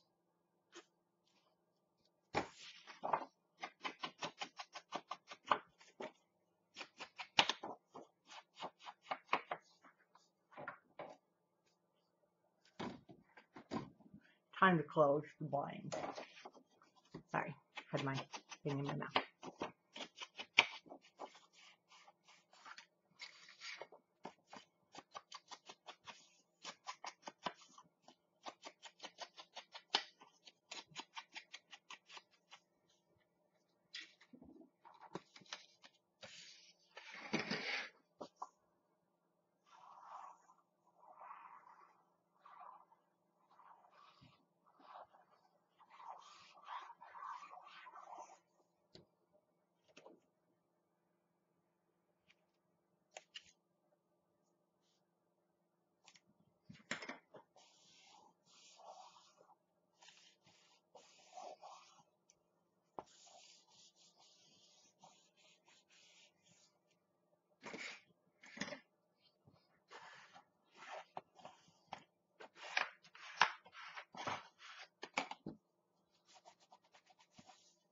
Okay, pocket.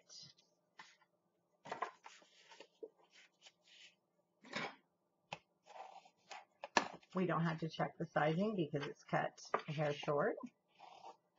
We just have to miter our corners.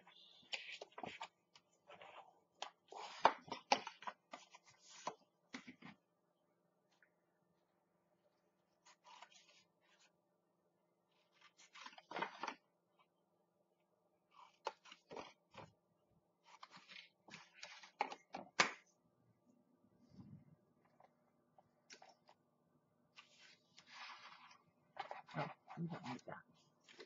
Just need to check my mitering here.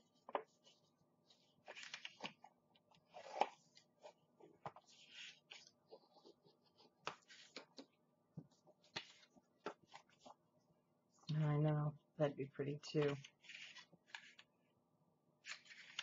Ugh, so tempted. We'll go with the black.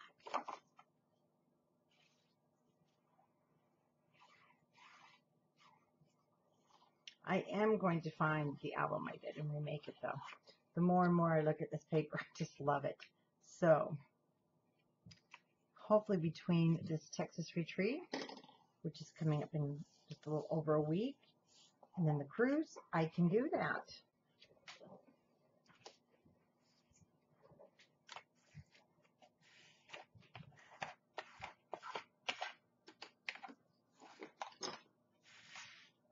Once again, leaving just about 1/8 to 1/4 of an inch at the bottom.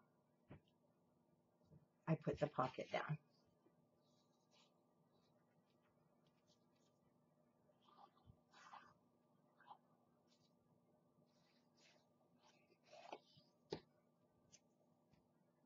Ah, I didn't cut the center. Well, that's going to be okay. Not quite 2 1/2. So I'm going to work a little fast here.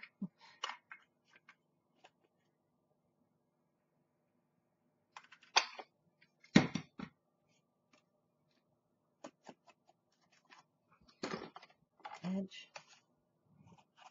Yeah, it's starting to dry. So, freshen that glue up. It would have been okay if I hadn't put it, but it would not have matched the bottom one.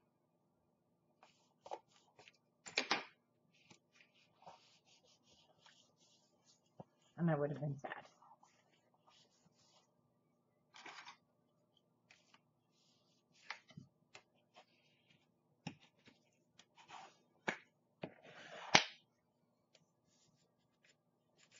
Those corners are open.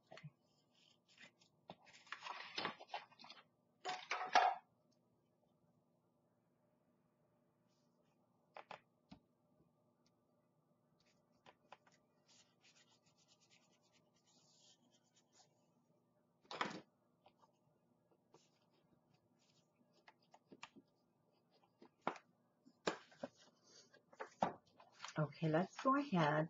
This is the cover. Let's open that because we've already cut our scarecrow. We cut those two pieces. Let's put him down.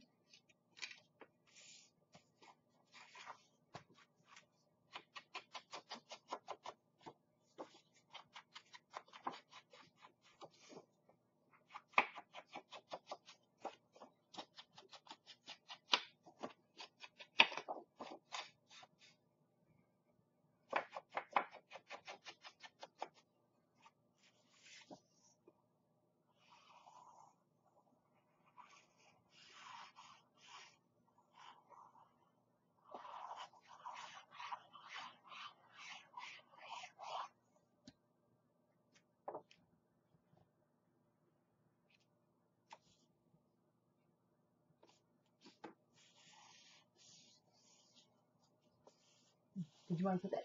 Did you want to put that together? We have more shelving to put together, but the look was kind of like, you don't have to, dear. He's sick of IKEA furniture, let me tell you. But we've got our workroom being put together. Have one shelf left, just one shelf. Poor man. He's been doing it all week. And I don't think I'll ever get him to go to IKEA again. But I love IKEA. Great storage, great storage. So there's the top. See how cool those two look together? Let's just keep moving. We're almost there. Now, for this inside piece, I used, my paper's just ran away. So I'm going to use this. This is some that I had left over. Is your little pump-ups. What were those called, guys? Munchkins. But I wanted the black. And then I used the hearts. But then I also used the hearts over here. Used the wording in here. And also my Tin Man. And he is... We have this piece we're going to use. We're going to use this piece. Oh, he's the back of your hearts. Okay. So those are the three pieces, plus we're going to use these bubbles again. And you have a good piece of that left. Now another one too. You have some of this one left. So you can always use different combinations if you want than I did, but I have to show you. Your cover is this magic of Oz. Let me get it out here. Right there. And then I use the ghost. So you really, and I use that piece for the spine. You can use either of those, but that is what I used for the cover. And then you're going to see you have scraps left. So you'll have scraps that are going to make really nice cards and things like that. Let's go ahead and let's do this inside piece with the wording. Again, it's 5.5 by 7 3/4. So I'm going to go ahead and cut that down on my big cutter.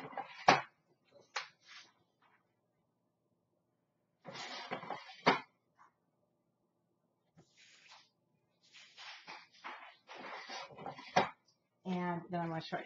So it's going to depend whether you cut from the top or the bottom. This time I cut from the bottom. I cut it opposite so I could get the different wording. Before it was, the wording was here and there. Hope that makes sense. This time I cut the top off. Instead, I'm going to have a little bit different.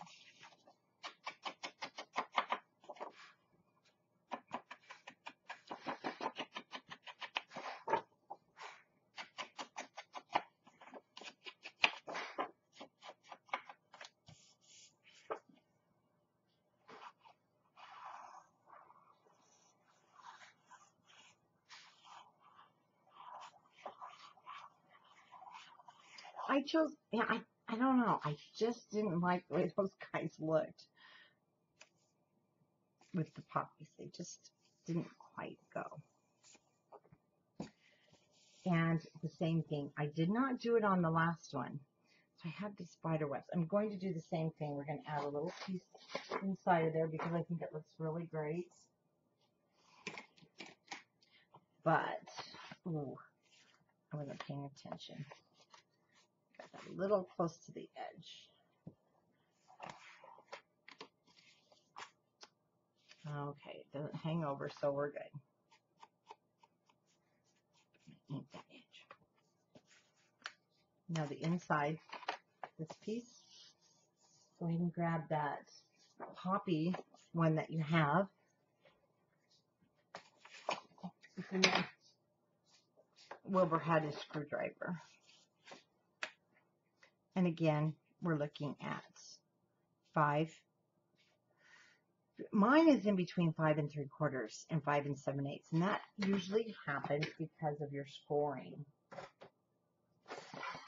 So I kind of go in between so that I can keep it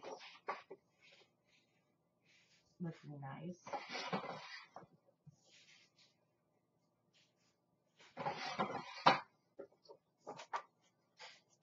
And then I had this piece, so I'm going to cut it.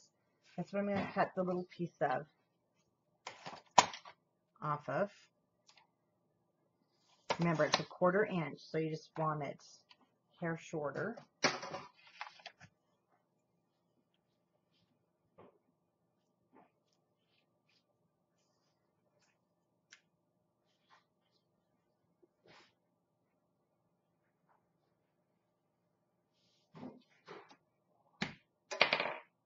Oops, everything fell over.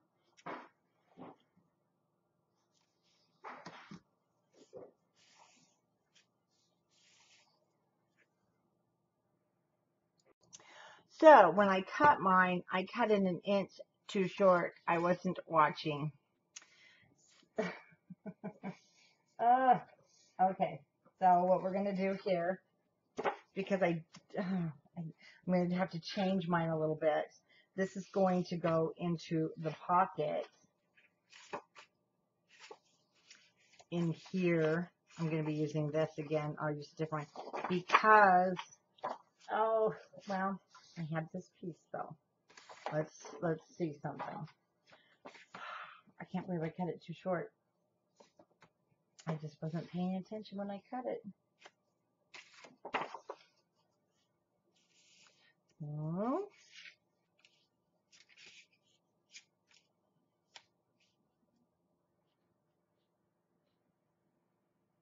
That's okay. We're okay. I'm just going to use the, I cut it. I don't know why I did that. I'm glad I had the piece left. So,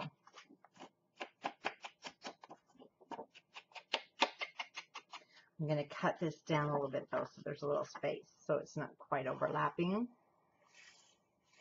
I'll take probably 1/4 inch off, but we'll double check.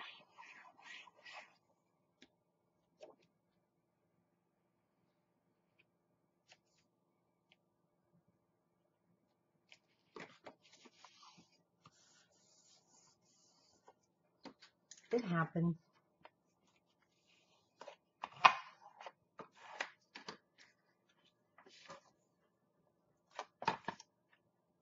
So, Doesn't matter what side I take. Take a 1/4 inch. And nope, take another 1/4 inch. So 1/2 inch total.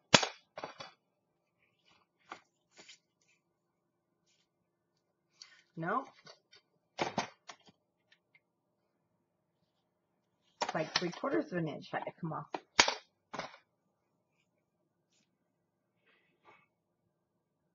There we go. That looks much better. Okay, it looks, I think it looks actually kind of good. It breaks it up, and I'll show you on the original one to break up. I'm not really sure if those are I think they are bubbles, the sleepy bubbles with the poppies. That's what I'm thinking. But I took and used this from the sticker sheet, so I don't know if I'll use it this time, but I used it over here because you notice I cut this one the same thing. I cut it too short. So, hey, you know, little uniqueness there, right? And when you're working with a collection like this, it's not like you have an abundance of paper. So you have to work with what you have. And that's what we're doing.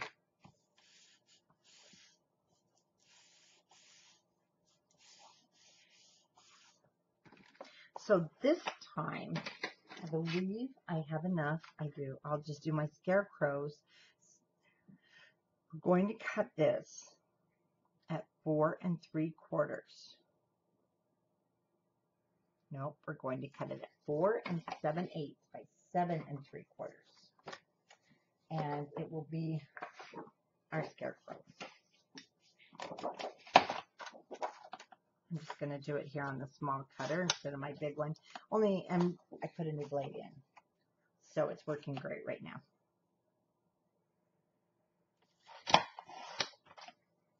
By 7 3/4.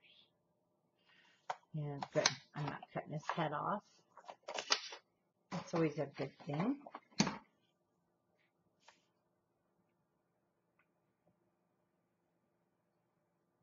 Again, great photo placement places. So in this book, I think you have about 50-50, where it's paper to enjoy and then a photo spot. So it's going to be the top half that holds, I believe, more photos. That's really cute. I like the hearts too. The top half, I believe, has more room because I definitely don't want to cover up that purple in the bottom section that we did.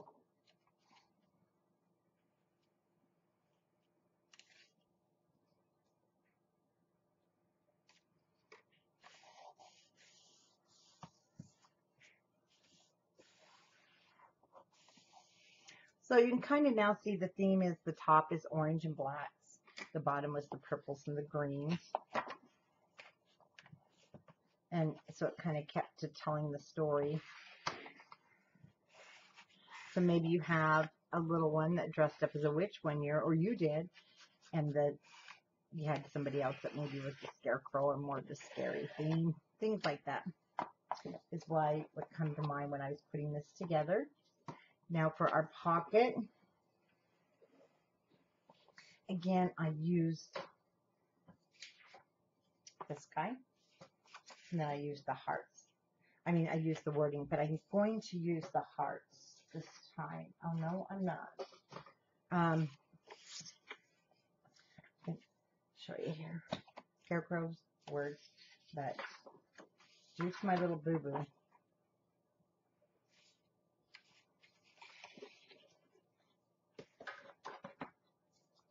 Oh, I still have, I don't want to use these words again. So I am going to do the hearts. And I am going to cut that. But because it's my second one, let me double check something. I have some scraps. And this is from what I used on the cover. So yes, we're going to cut this one instead.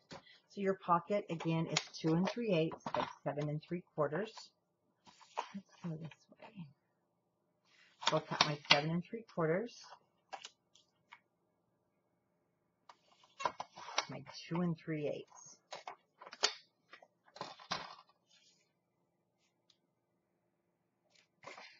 Hard to see where that pocket is. Turn this down just a hair.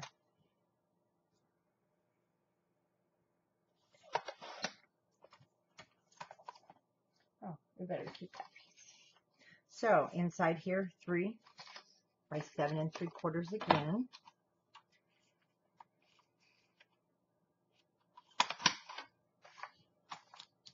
Or you can leave it. I'll just leave it. No sense in cutting that off.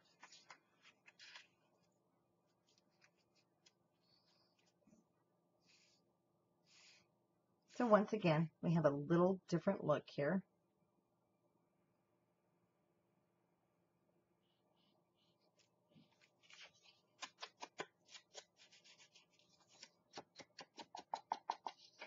No, yeah, that's 2 1/2 now because we started out at 3. So 2 3/8 was correct.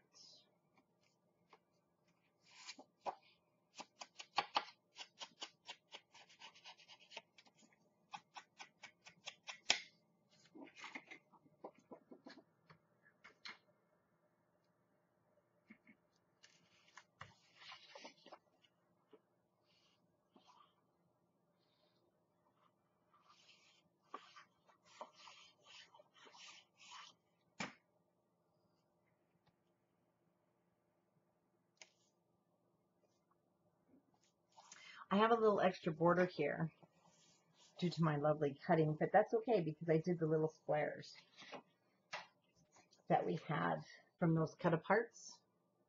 I'm going to do the same thing here. So I like it.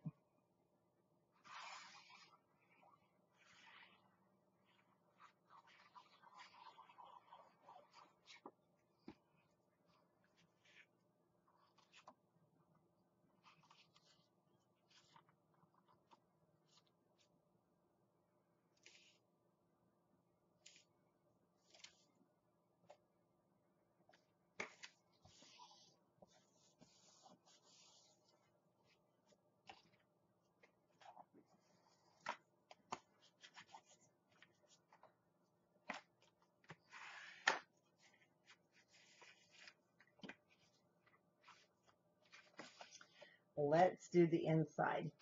Now, once again, I've run into a problem. You're going to notice is the hearts. And I just use them. Don't have them.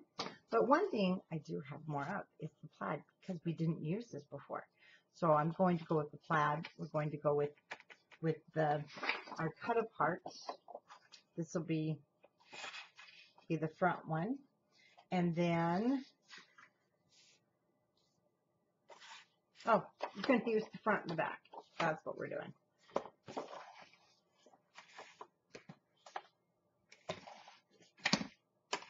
Let's do a little measuring just to be sure. 5 1/2 by 7 3/4.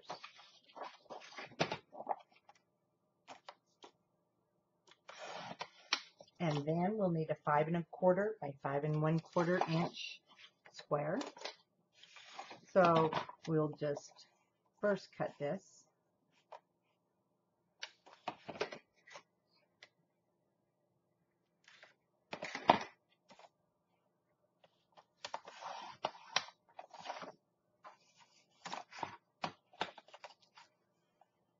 Seven 3/4.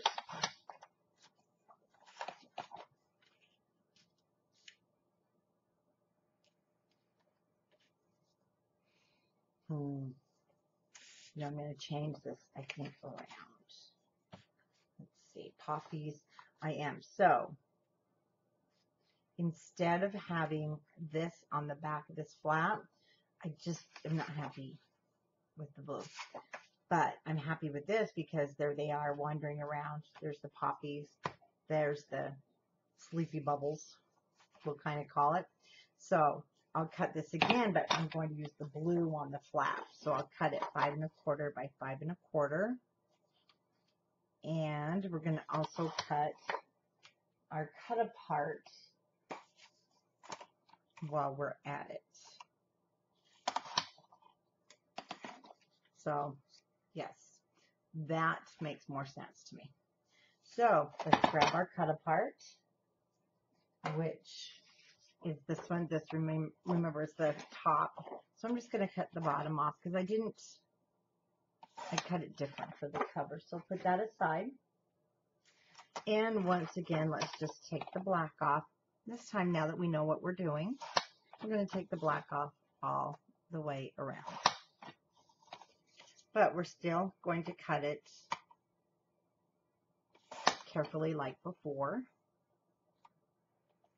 And it should come out, let's see, 5 5/8. Turn it the other direction. 5 1/2.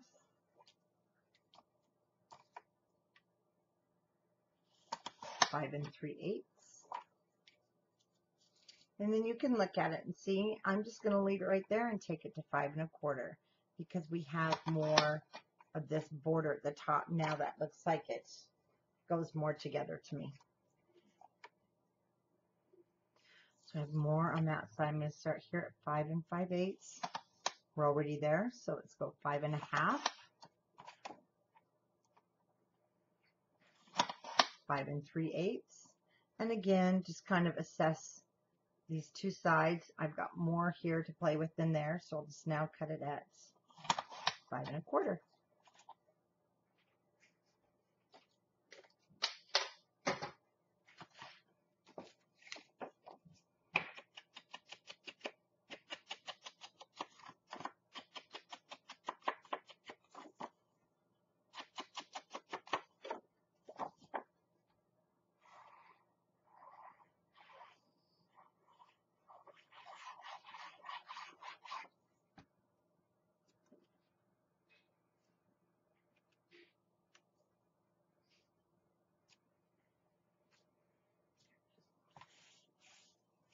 Getting kind of marked up there.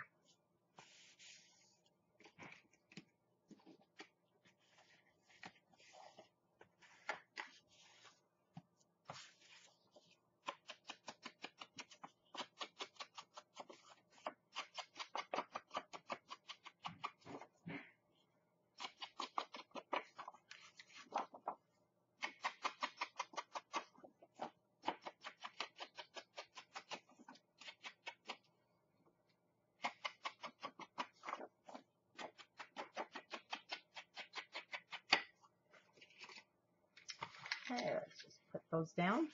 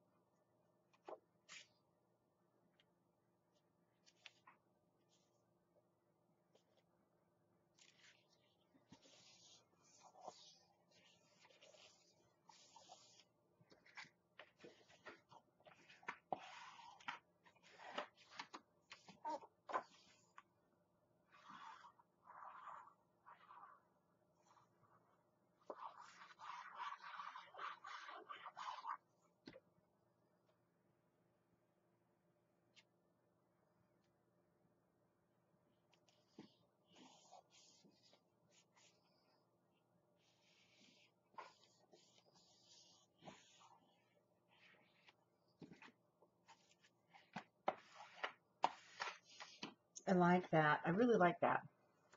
Very happy with that. Kind of tells the story there. Okay, I want to show you on here. You have the whole sheet actually that has those. And those are what I cut out, and then I did mat them with the black cardstock. And then after I did the matting, so I won't do those on camera, I just glued them halfway down. And I just laid them how I wanted them. And then you can go ahead and make your tags to fit inside of there. Or you can do your loose pictures. Again, just using your scraps. And I adhered the tag down on 3 sides. Or 2 sides, sorry. 2 sides. so that you could stick your photo in there, or you could stick tickets, anything you want. Then across the bottom, again, you may have, well, no, you will have to use a different sticker, but you will have enough of this one if you want to, but because I used that one, let me get over there. You know, I had to do mine differently.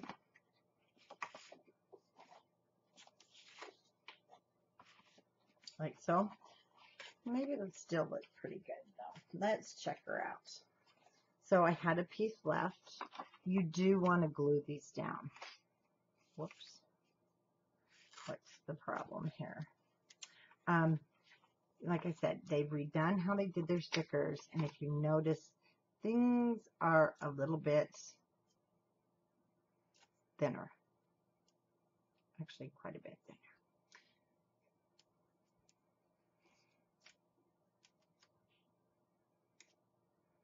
The point where, yeah, I'm not going to use mine because it doesn't look as nice, but I'd have to really get that cleaned up. I really like it. All right, let's just clean her up then. Now, definitely going to want to cut this. So turn it over to the back side. Oh, it's really torn there. I'm not. See how it's torn right there? Like I said, you got to be really careful now with these.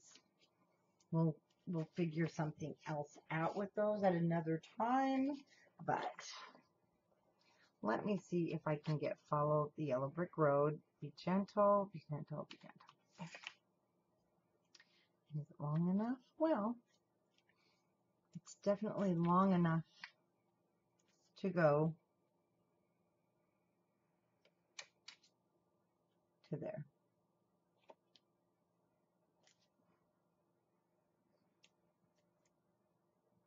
And I used the edge of the paper, threaded my scissors there, and that's how I ended up cutting that straight like that.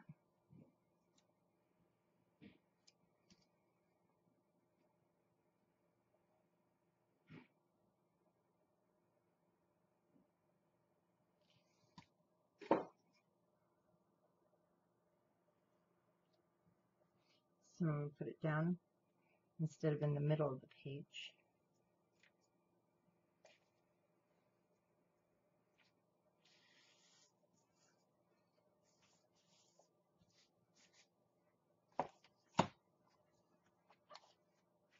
Wanted a brain, and since I don't have that sticker, I am going to use my little dog too.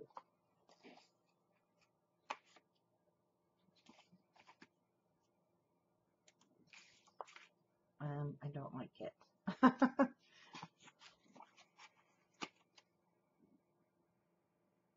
That's pretty cute. But I'm gonna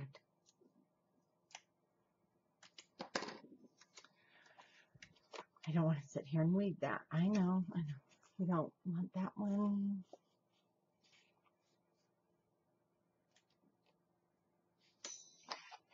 Here we go.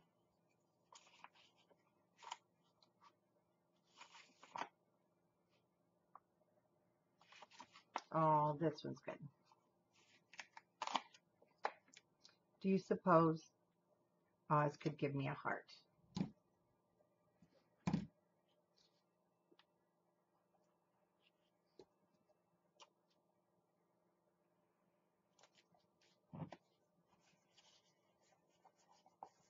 I like that. And you do have some chipboards. So over here on the pocket, I did use the chipboard.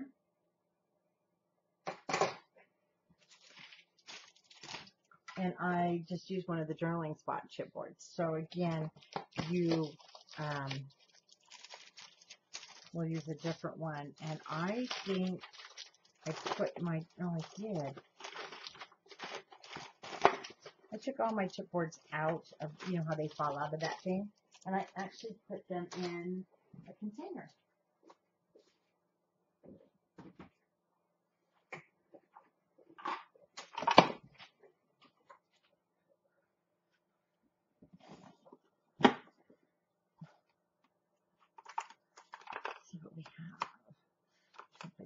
comb.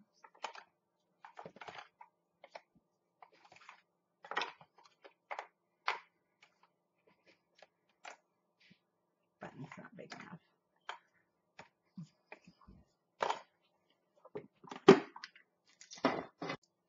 Okay, I'm going to use there's no place like comb and some twine. So if you have some twine, and I like this because it's really a thin, it's really thin, and it's really nice. There's no harsh smell.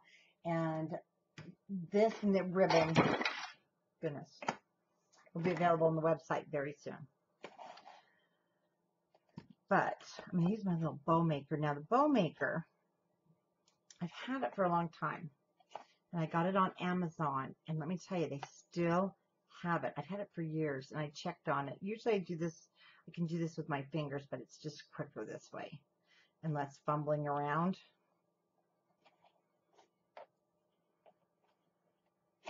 And this is great just for little projects like this. It's on Amazon. Just look up small bow maker plastic. And I think it was $7.99. So I doubled it, wrapped it around twice. Makes a cute little bow. And then I'll tell you what, on this chipboard with your art glitter glue, this really holds it well. I didn't put it through the hole because I want my bow to be normal. You know, when you put it through the hole, I can never get it to be like straight. So let's let that dry just for a second. And then we've got scraps, plenty of scraps. Let's just find something that we like. I used, again, it was from the sticker sheet. You can even add some blue.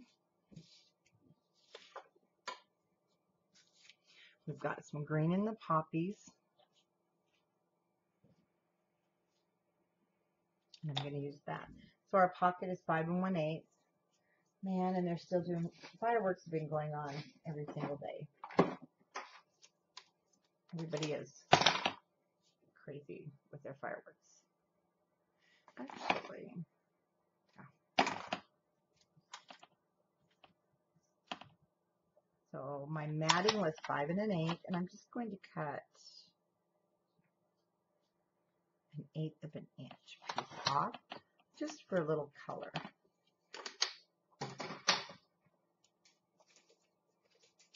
Yeah, here comes my Journey. She does not like fireworks.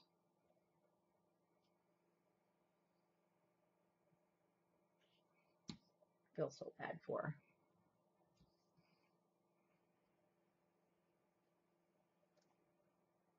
Again, that's just to give some color.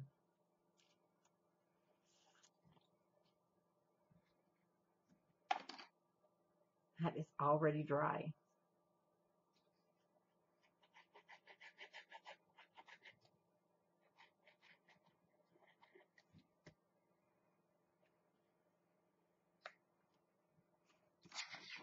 And you also can make your own tags.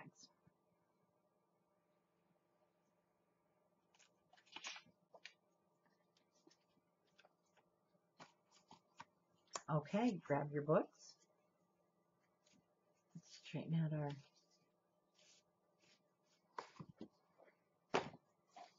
I'm going to turn it upside down. So you're going to be working upside down if that's easier for you.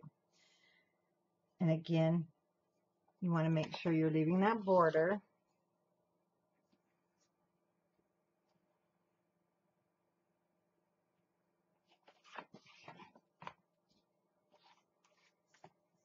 If you're working upside down, don't forget you are working upside down.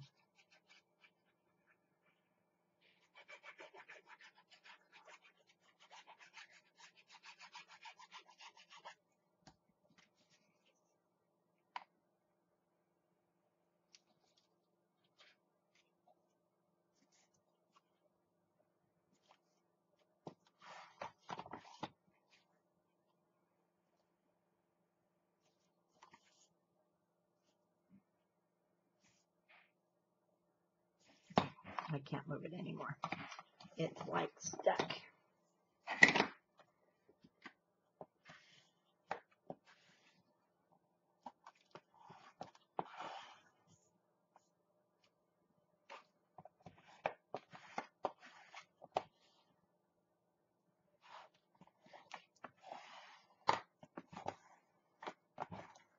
I'm burnishing this a little extra.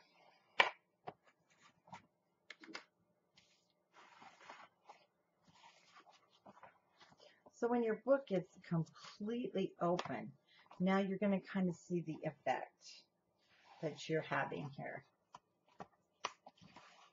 And we do want to put a strip. I've got lots and plenty of little scraps here.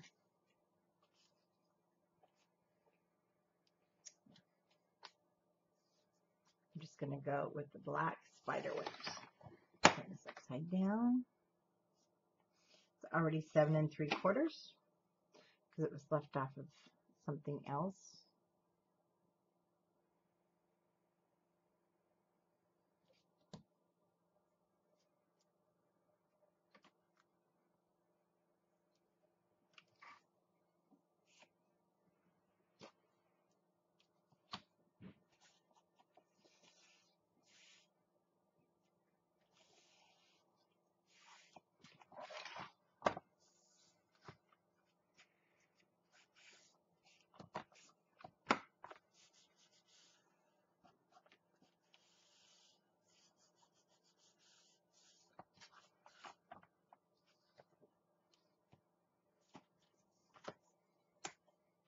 Okay. What I'm doing really quick is to go over with you the decoration. Like I said, that was because I cut this cover short, so I added the blue back there. That's just your tag, and just glue it like half on the bottom and the side. You've got your pocket here to put other tags in, and I just explained that to you, so you're good to go. The bottom. So I did not do decorating on the outside. I was thinking of glossy accents, and I decided not to. So this one is the one that goes in here. Oh, no. No, it doesn't. I didn't. What am I thinking here? Sorry. No, it goes up here. I must be missing a tag, but that's okay. We'll leave it. This one, again, leave it open. I haven't put anything in mine here, so I was going to wait till I was all done before I went back and did tags with the second one on the tutorial, because I didn't want to be short. And we've done all the decorating that I've done on this one, except for these tags. The only thing left now is our spine piece, and then we'll put our cover on. So your spine piece, it really doesn't change in size. It's 1.5 by 6 1/8. So I'm going to take this piece. I'm going to cut it 1.5 by 6.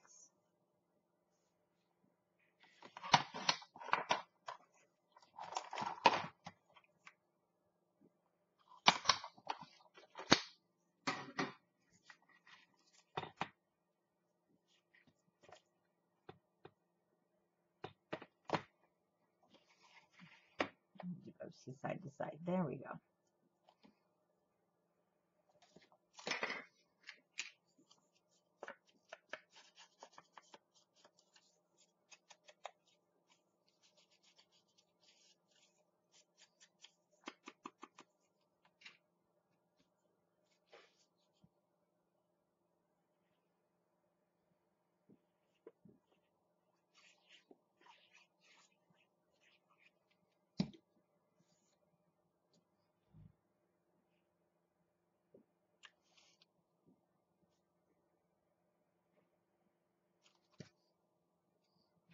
Checking to make sure I have it centered.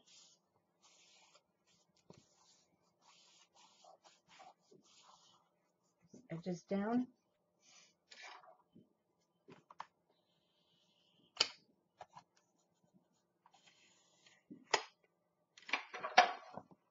And then in the center, I did a chipboard on the other one also.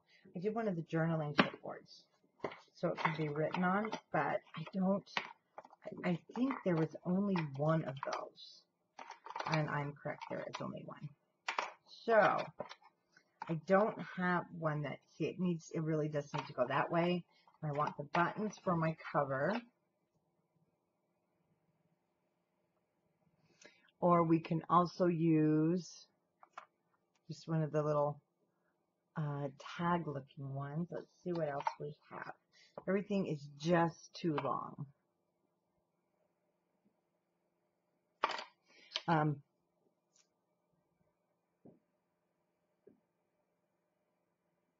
Oh, I'll have to show you something. We have ring. We have the videos all over. So it looks like a dancing. We have this purple bush, but I mean, it's not purple, but at night it goes purple. Isn't that weird? Hi, you can see me. Anyway, it looks like I'm working on this Halloween paper. It was kind of like, hey, that's spooky looking. Sorry. One of those funny things. I think I will go ahead. I don't know. I think I'm just going to leave it. Let's see if we've got a sticker instead. This one was great because I could journal on there, but on here I think it's going to look great with There's No Place Like Home.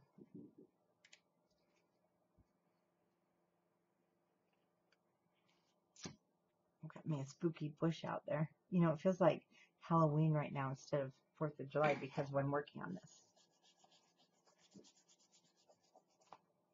There's our inside. Now for the outside. Let's get your ribbon, whatever you want to use on your side ties. I have my 4 pieces of 9 inches. Well, mine it's about 9 1/4. But I want to show you something. If you use this ever, and it has the frayed edges like this, before we put it under the paper, I'm just starting about 1 inch down, and I'm doing an angle cut, and I'm cutting off the fraying. It's going to look like this because that frayed edges, it makes bulk under your paper. So you do want to kind of like shade that down, angle, cut it off. Just get rid of it so that your paper won't be bulky.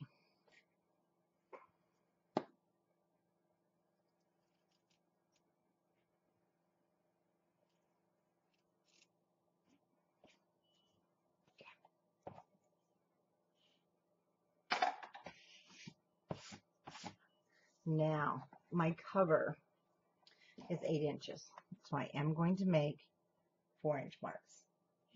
So I do want my ribbon to be pretty well centered.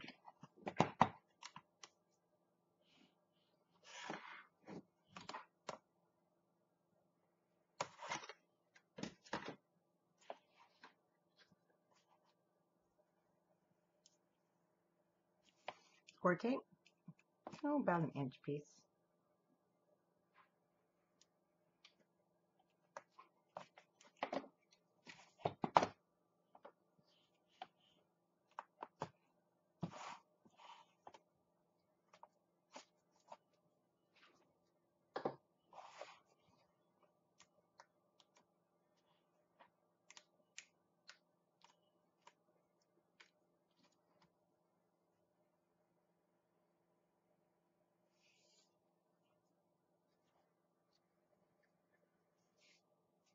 Wow, we're getting some wind.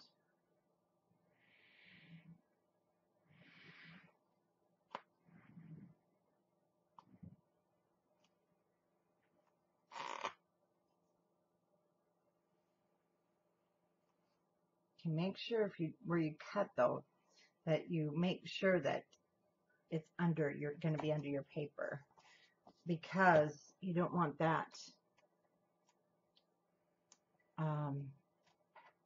you know, part of the cutoff edge to be showing.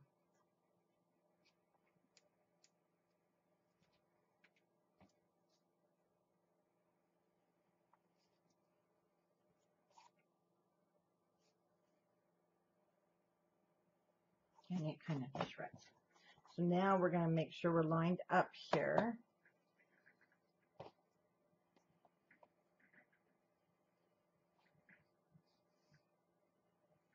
I'm surprised. We've got some pretty heavy wind blowing. We've got people outside doing fireworks, and I'm really hoping nothing comes flying this way. Okay, let's grab our pieces that we had set aside for the cover. And our cover is 6 inches now because we cut our chipboard 6 1/8. I didn't cut that very nice.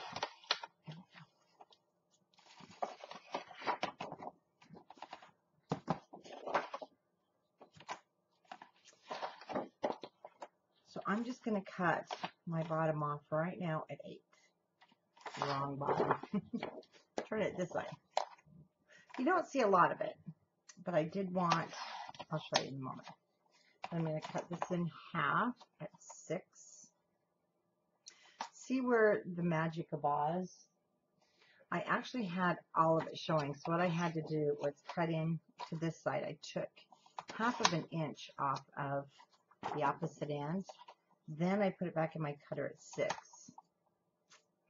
That still isn't going to work. So I have Magic of Oz at the very top.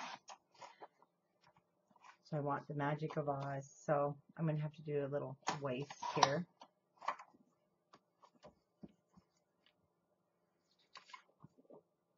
And one thing that I decided I wanted to do was this piece that we cut off the bottom of the Scarecrow. I used, let me show you the black. I'm going to use this blue Oz this time. Now it's the same as we just did on the inside. 6. No, 5 1/8. That is not 5 1/8. What did we cut this, guys? 6 1/8.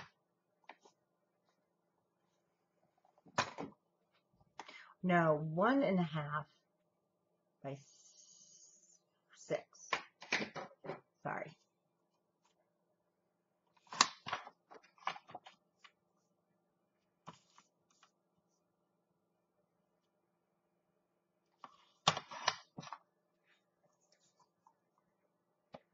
Wrong book.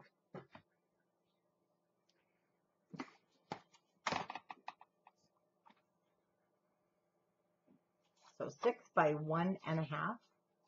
And then for the back side. This is going to go on the front. Now, even though I cut it at 8, I'm just checking because you're going to notice you have that 1/4 inch, and that gives us like a little extra room in our length. I'm just going to trim the hair off of the top. And then for the back side, I used half of this. So I just had all my little goats.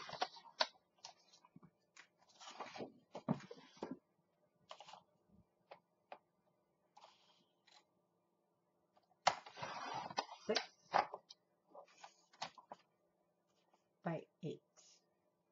I'm going to cut it just a hair short of it.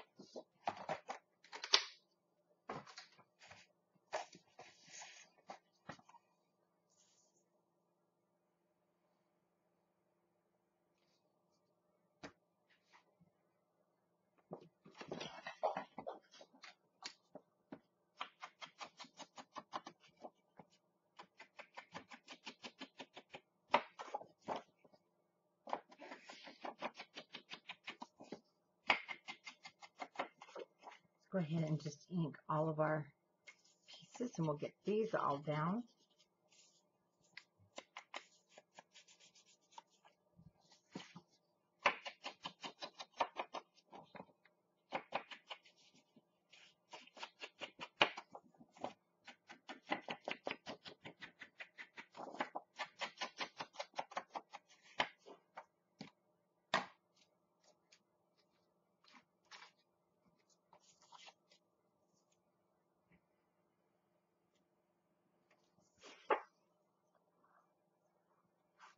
That would look cool too.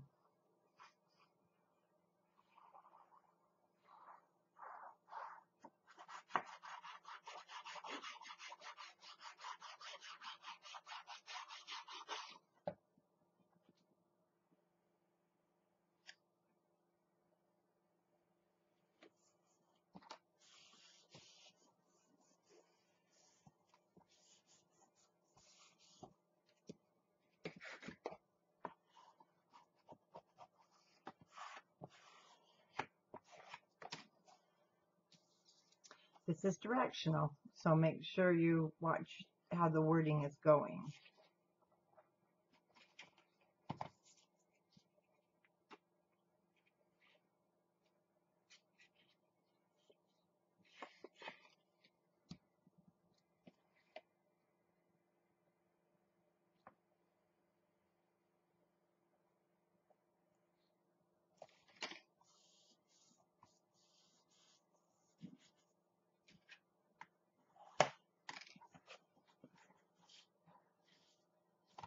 And the back.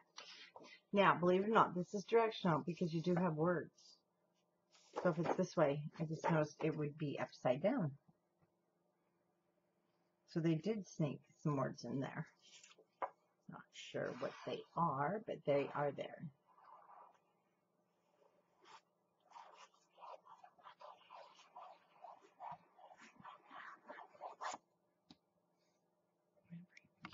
A little bit more.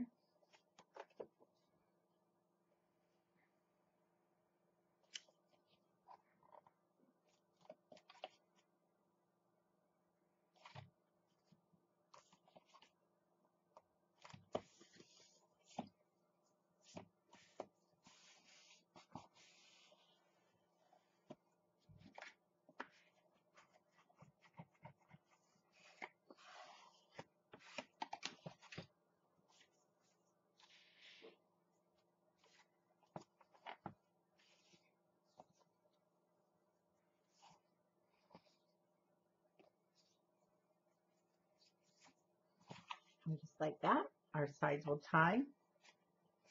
Now, on our front cover, let's grab that cut apart.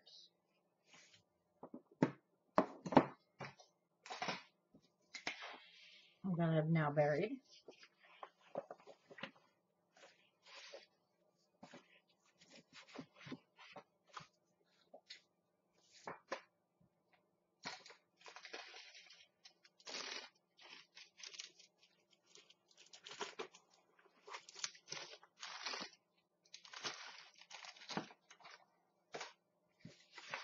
Oh, right here.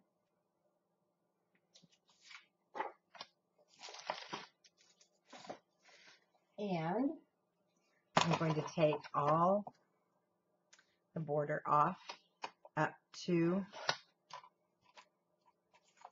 the blue. And yes, you'll notice that Dorothy's shoes are not red due to, you know, photocopy. So you can definitely take your red stickles. I took, and I'll show you. So I also cut off this edge so it'll be even. I just took my glossy accents and I left them because they look almost a silver glittery, and I glossy accent did this guy, which I won't do on camera because it has to dry, and I like to do this when I'm completely done and off to bed. I glossy accented, which dries to a hard acrylic like finish, the buttons, her bow, and then I used my Wink Estella, which I'll do again. I've got it clear. I use the clear, and I'm going to do the clear on her shoes, let it dry overnight, the glossy accent it. So we're going to put down our cards, and I'll put down these buttons, and then we are done. So I did use some foam dots, and I also roughed up the edges, so I like to use scissors. Or you can use a tool, anything you like. I just use the edge of my scissors. And if I accidentally tear into it, that's okay too.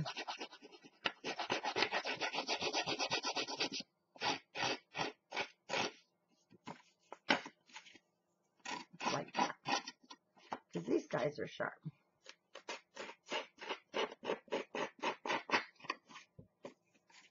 Now, this corner.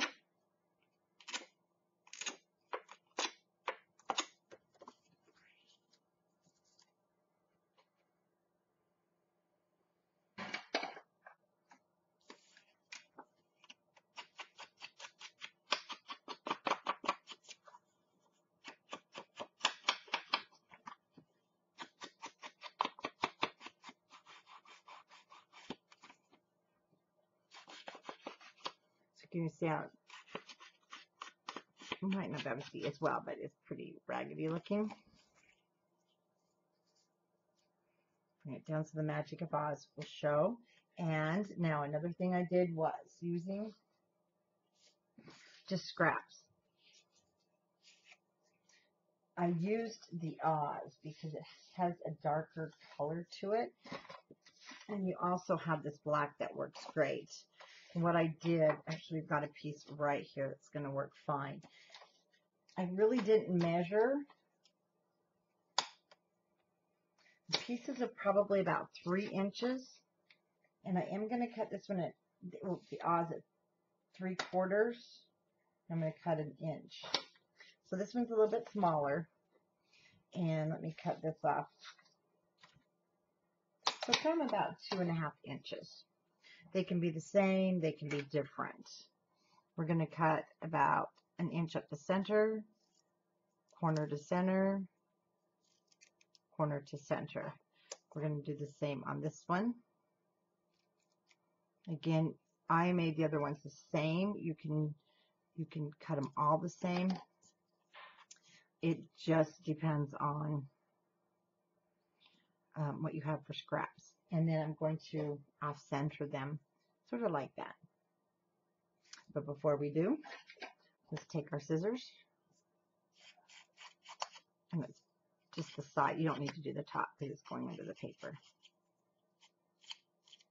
Be careful in the center here. Now,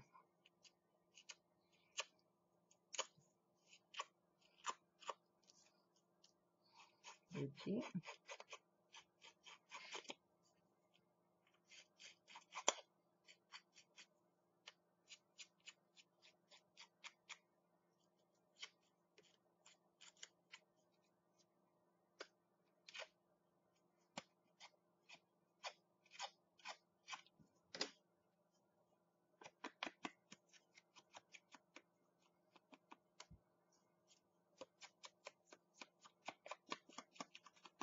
Yes, I'm being very messy on purpose.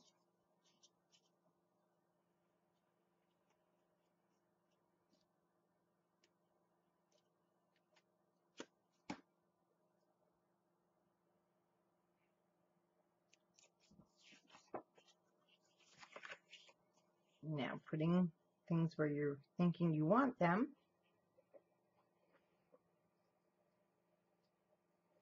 Then I also want to cut out one of those little squares. Let me find that paper.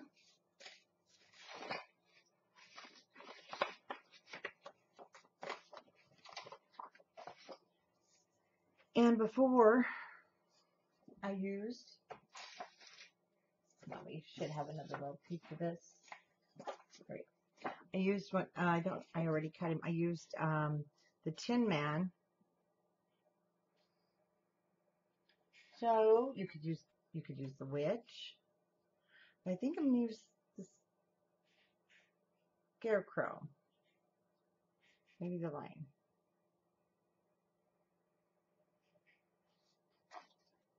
Okay. We're gonna use the Scarecrow. Now, you see how the sides are all jagged? That's exactly what I did. And we're going to take our scissors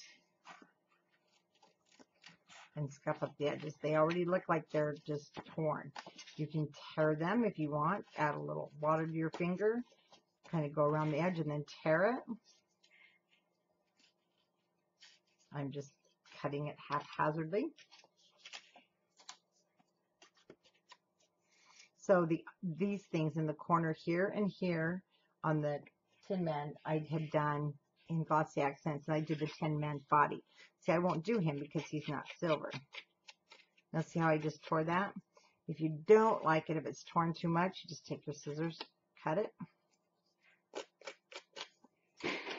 or you leave it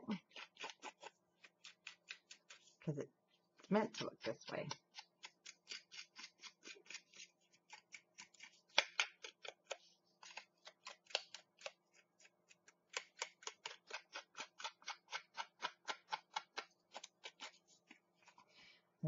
this corner is going to be, no, this corner is going to be kind of by Dorothy, I think.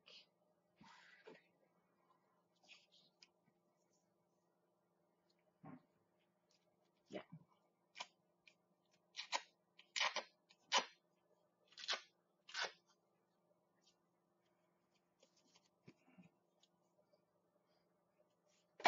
You know, kind of like it's the page filling back.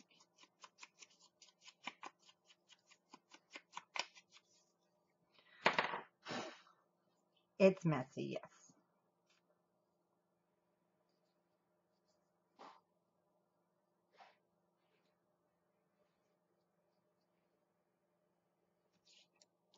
Okay, once you're happy, I'm going to go ahead and add some adhesive here and get those guys stuck down. So now I've got one unit.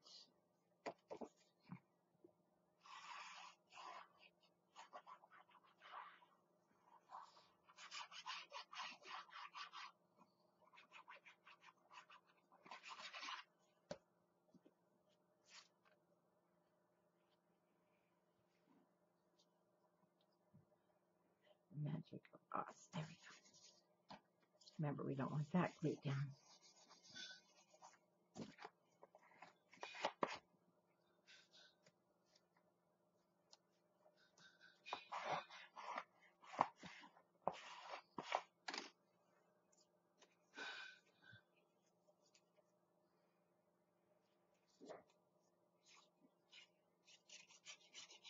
I don't really use pop dots on just single pieces of paper because it tends to, I've torn it, you know, by getting underneath there. So unless you double mat it, you still could put pop dots if you want. Okay, up here at the corner, I had made a nice big bow using the twine, and I'll show you the cover. I have some green twine also. I just don't have it handy. Otherwise, I'd grab it and use it. Since I don't, I'm just going with the natural color, which is great. But I do want it bigger. And when I'm using this really thin twine,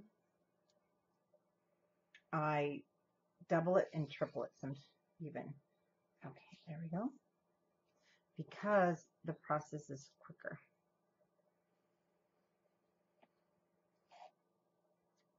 I always bring this over here to my right.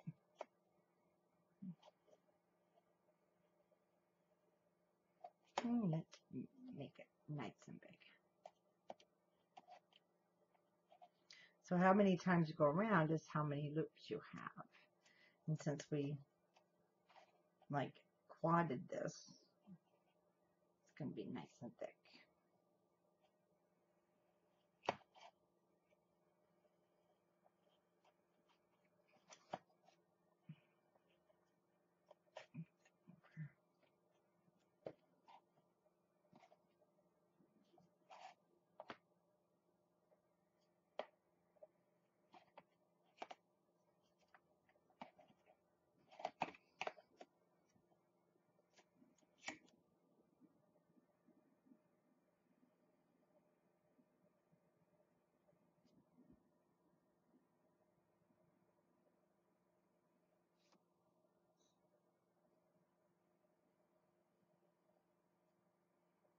That side looks a little funky.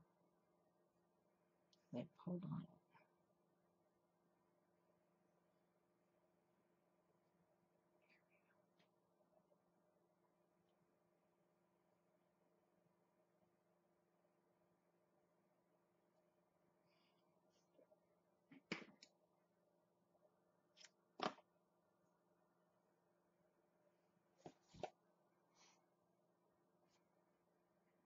Don't like that side.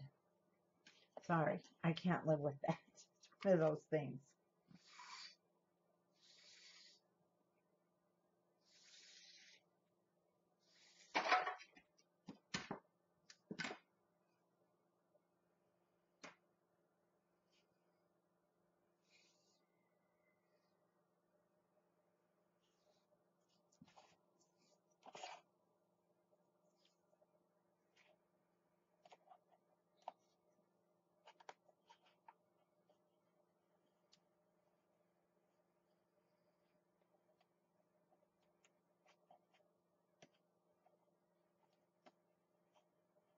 There we go. Let's get it in the middle of that house.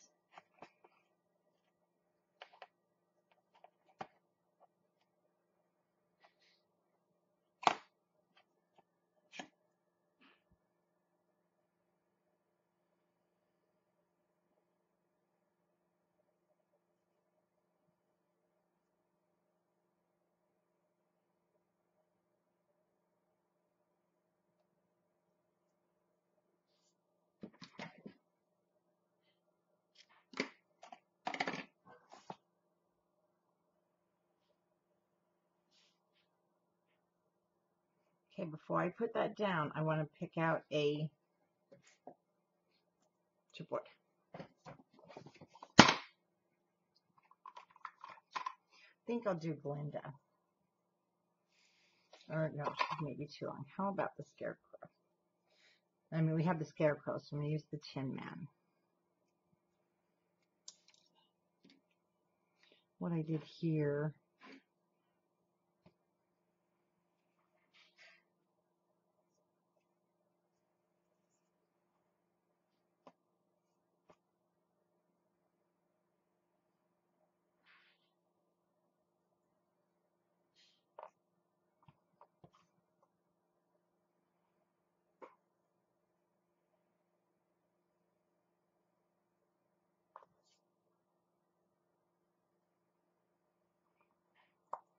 Tied around the center because it's the same color.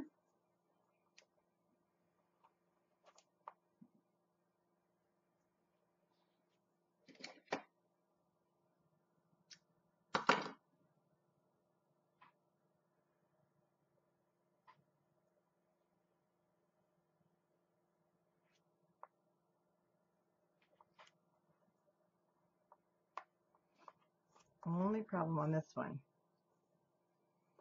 it does hide. Oh, I hid the words before. We're good.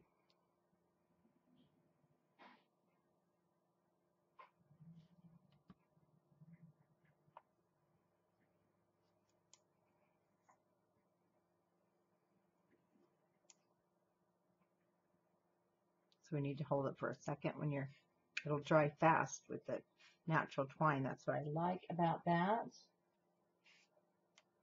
And at the top, so you can either, if you've got a punch, I do have one that did this. It's just not handy. And so I'm going to use something a little different.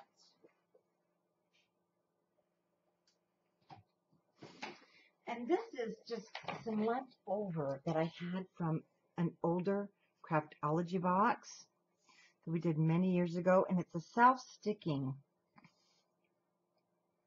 velvet. It's like a velvet. So I'm going to use it instead of border.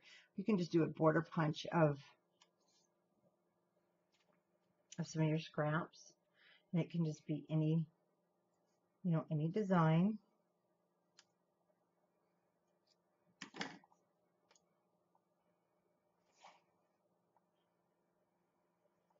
And it is self-stick, but it's not sticky enough to trust it over the years by itself.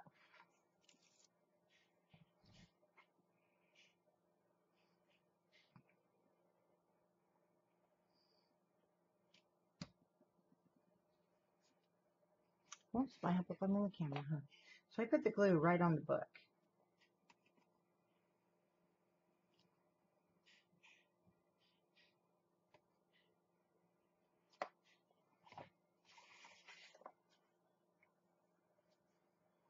I just use art glitter glue, and boy, does it stick. Pour some paper there. I should have put that down before the bow.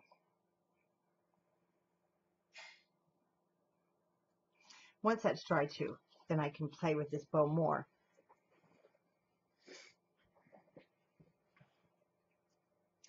Buttons. So I have a couple left. Again, I did glossy accent those, so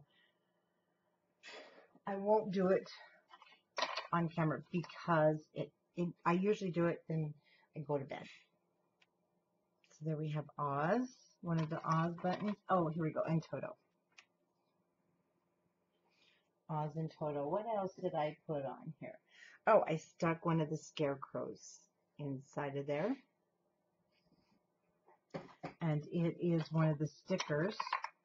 So you still have more chipboards left over, more buttons. So we could even, now we don't want 2 buttons.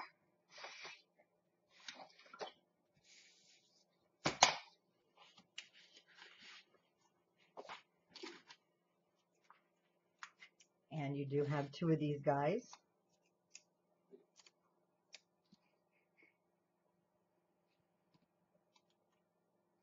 And another thing that'd be really cute to do, you could also do a red bow. You know, out of ribbon, or if you've got a bow punch, and I do, how cute would that be with my little red bow punch? I'm going to have to do that. But let me go ahead and grab a foam dot, because I did do a foam dot on the button. And I did not put twine through it, so I left those pieces in, because then I glossy accented them. And we'll put Oz here, Toto here. Now, I will, for those of you who haven't used glossy accent, I'm going to show you that. So I will do one on camera. Didn't do anything on the back.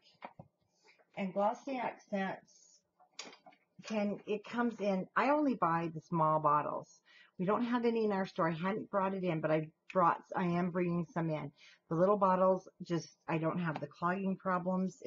I just like it so much better. And the Wink of Stella. Always best to make sure you have something. See how it will come out. Okay. So you can either use a red glitter. And I don't know if you can see that this is glittering it up at all in the camera. It's hard to see with Wink of Stella. I'm using the clear.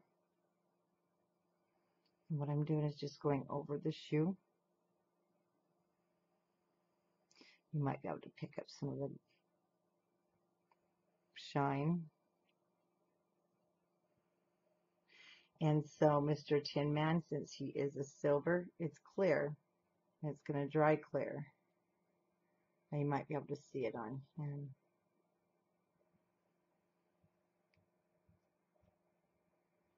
Maybe not. But it's just a pen. Really simple to use. And let's do Toto. Give him some. You definitely can see it though yourself.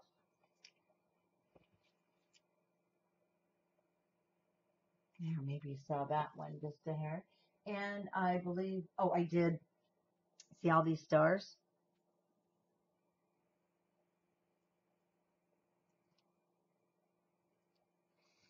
And this is just with the clear. Let's see.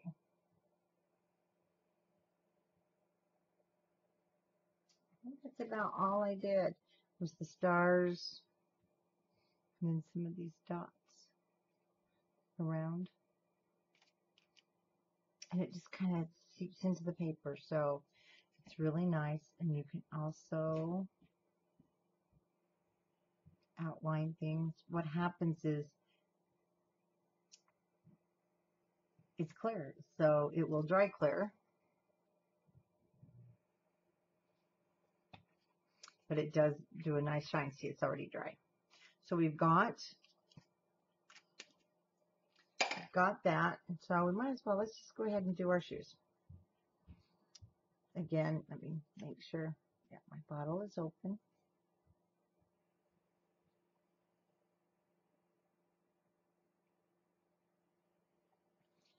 Then I just outline it using the tip of the bottle, smooth it around so there's no bubbles. You'll be able to turn it to see if you have any bubbles you need to work out.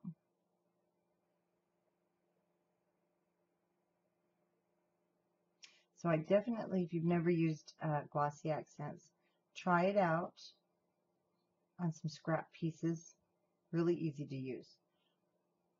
The only thing is, wherever you get it, I mean, it's going to be glossy and shiny. Some people say they use it for glue, which I don't get, because wherever it hits, it's wet and shiny. It's just, there's nothing you can do.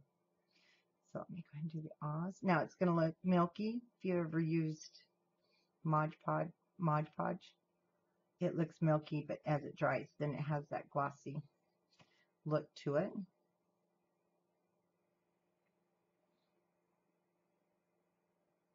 Fun way to turn your chipboard elements just into a charm. So see, now it looks kind of really milky, but it dries crystal clear.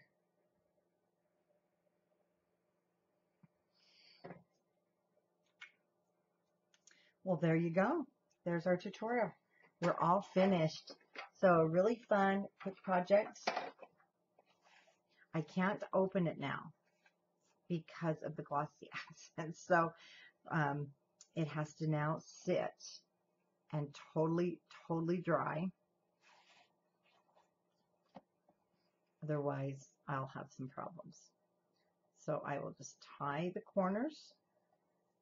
Tie my bows here.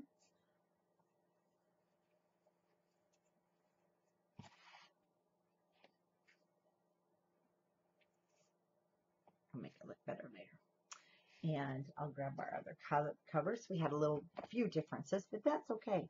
That's what makes it unique, each one. And there are almost the same, but we've got the two different guys here. We still have our little crow. Everything's basically the same, but the color ribbon and some of our other things here. And if you are a member of Scrapbookers of Country Craft Creations on Facebook, please be sure to show us your finished projects. If you're not a member and you want to be, join us. Just come on over, send us a friend request. We'd love to have you. And I also do tutorials there. I'll be starting back doing live tutorials end of July. Taking a break with the retreats coming up, so we have to prepare for all the projects. But thank you for joining me, and I hope you enjoy making your little folio. Bye, everybody.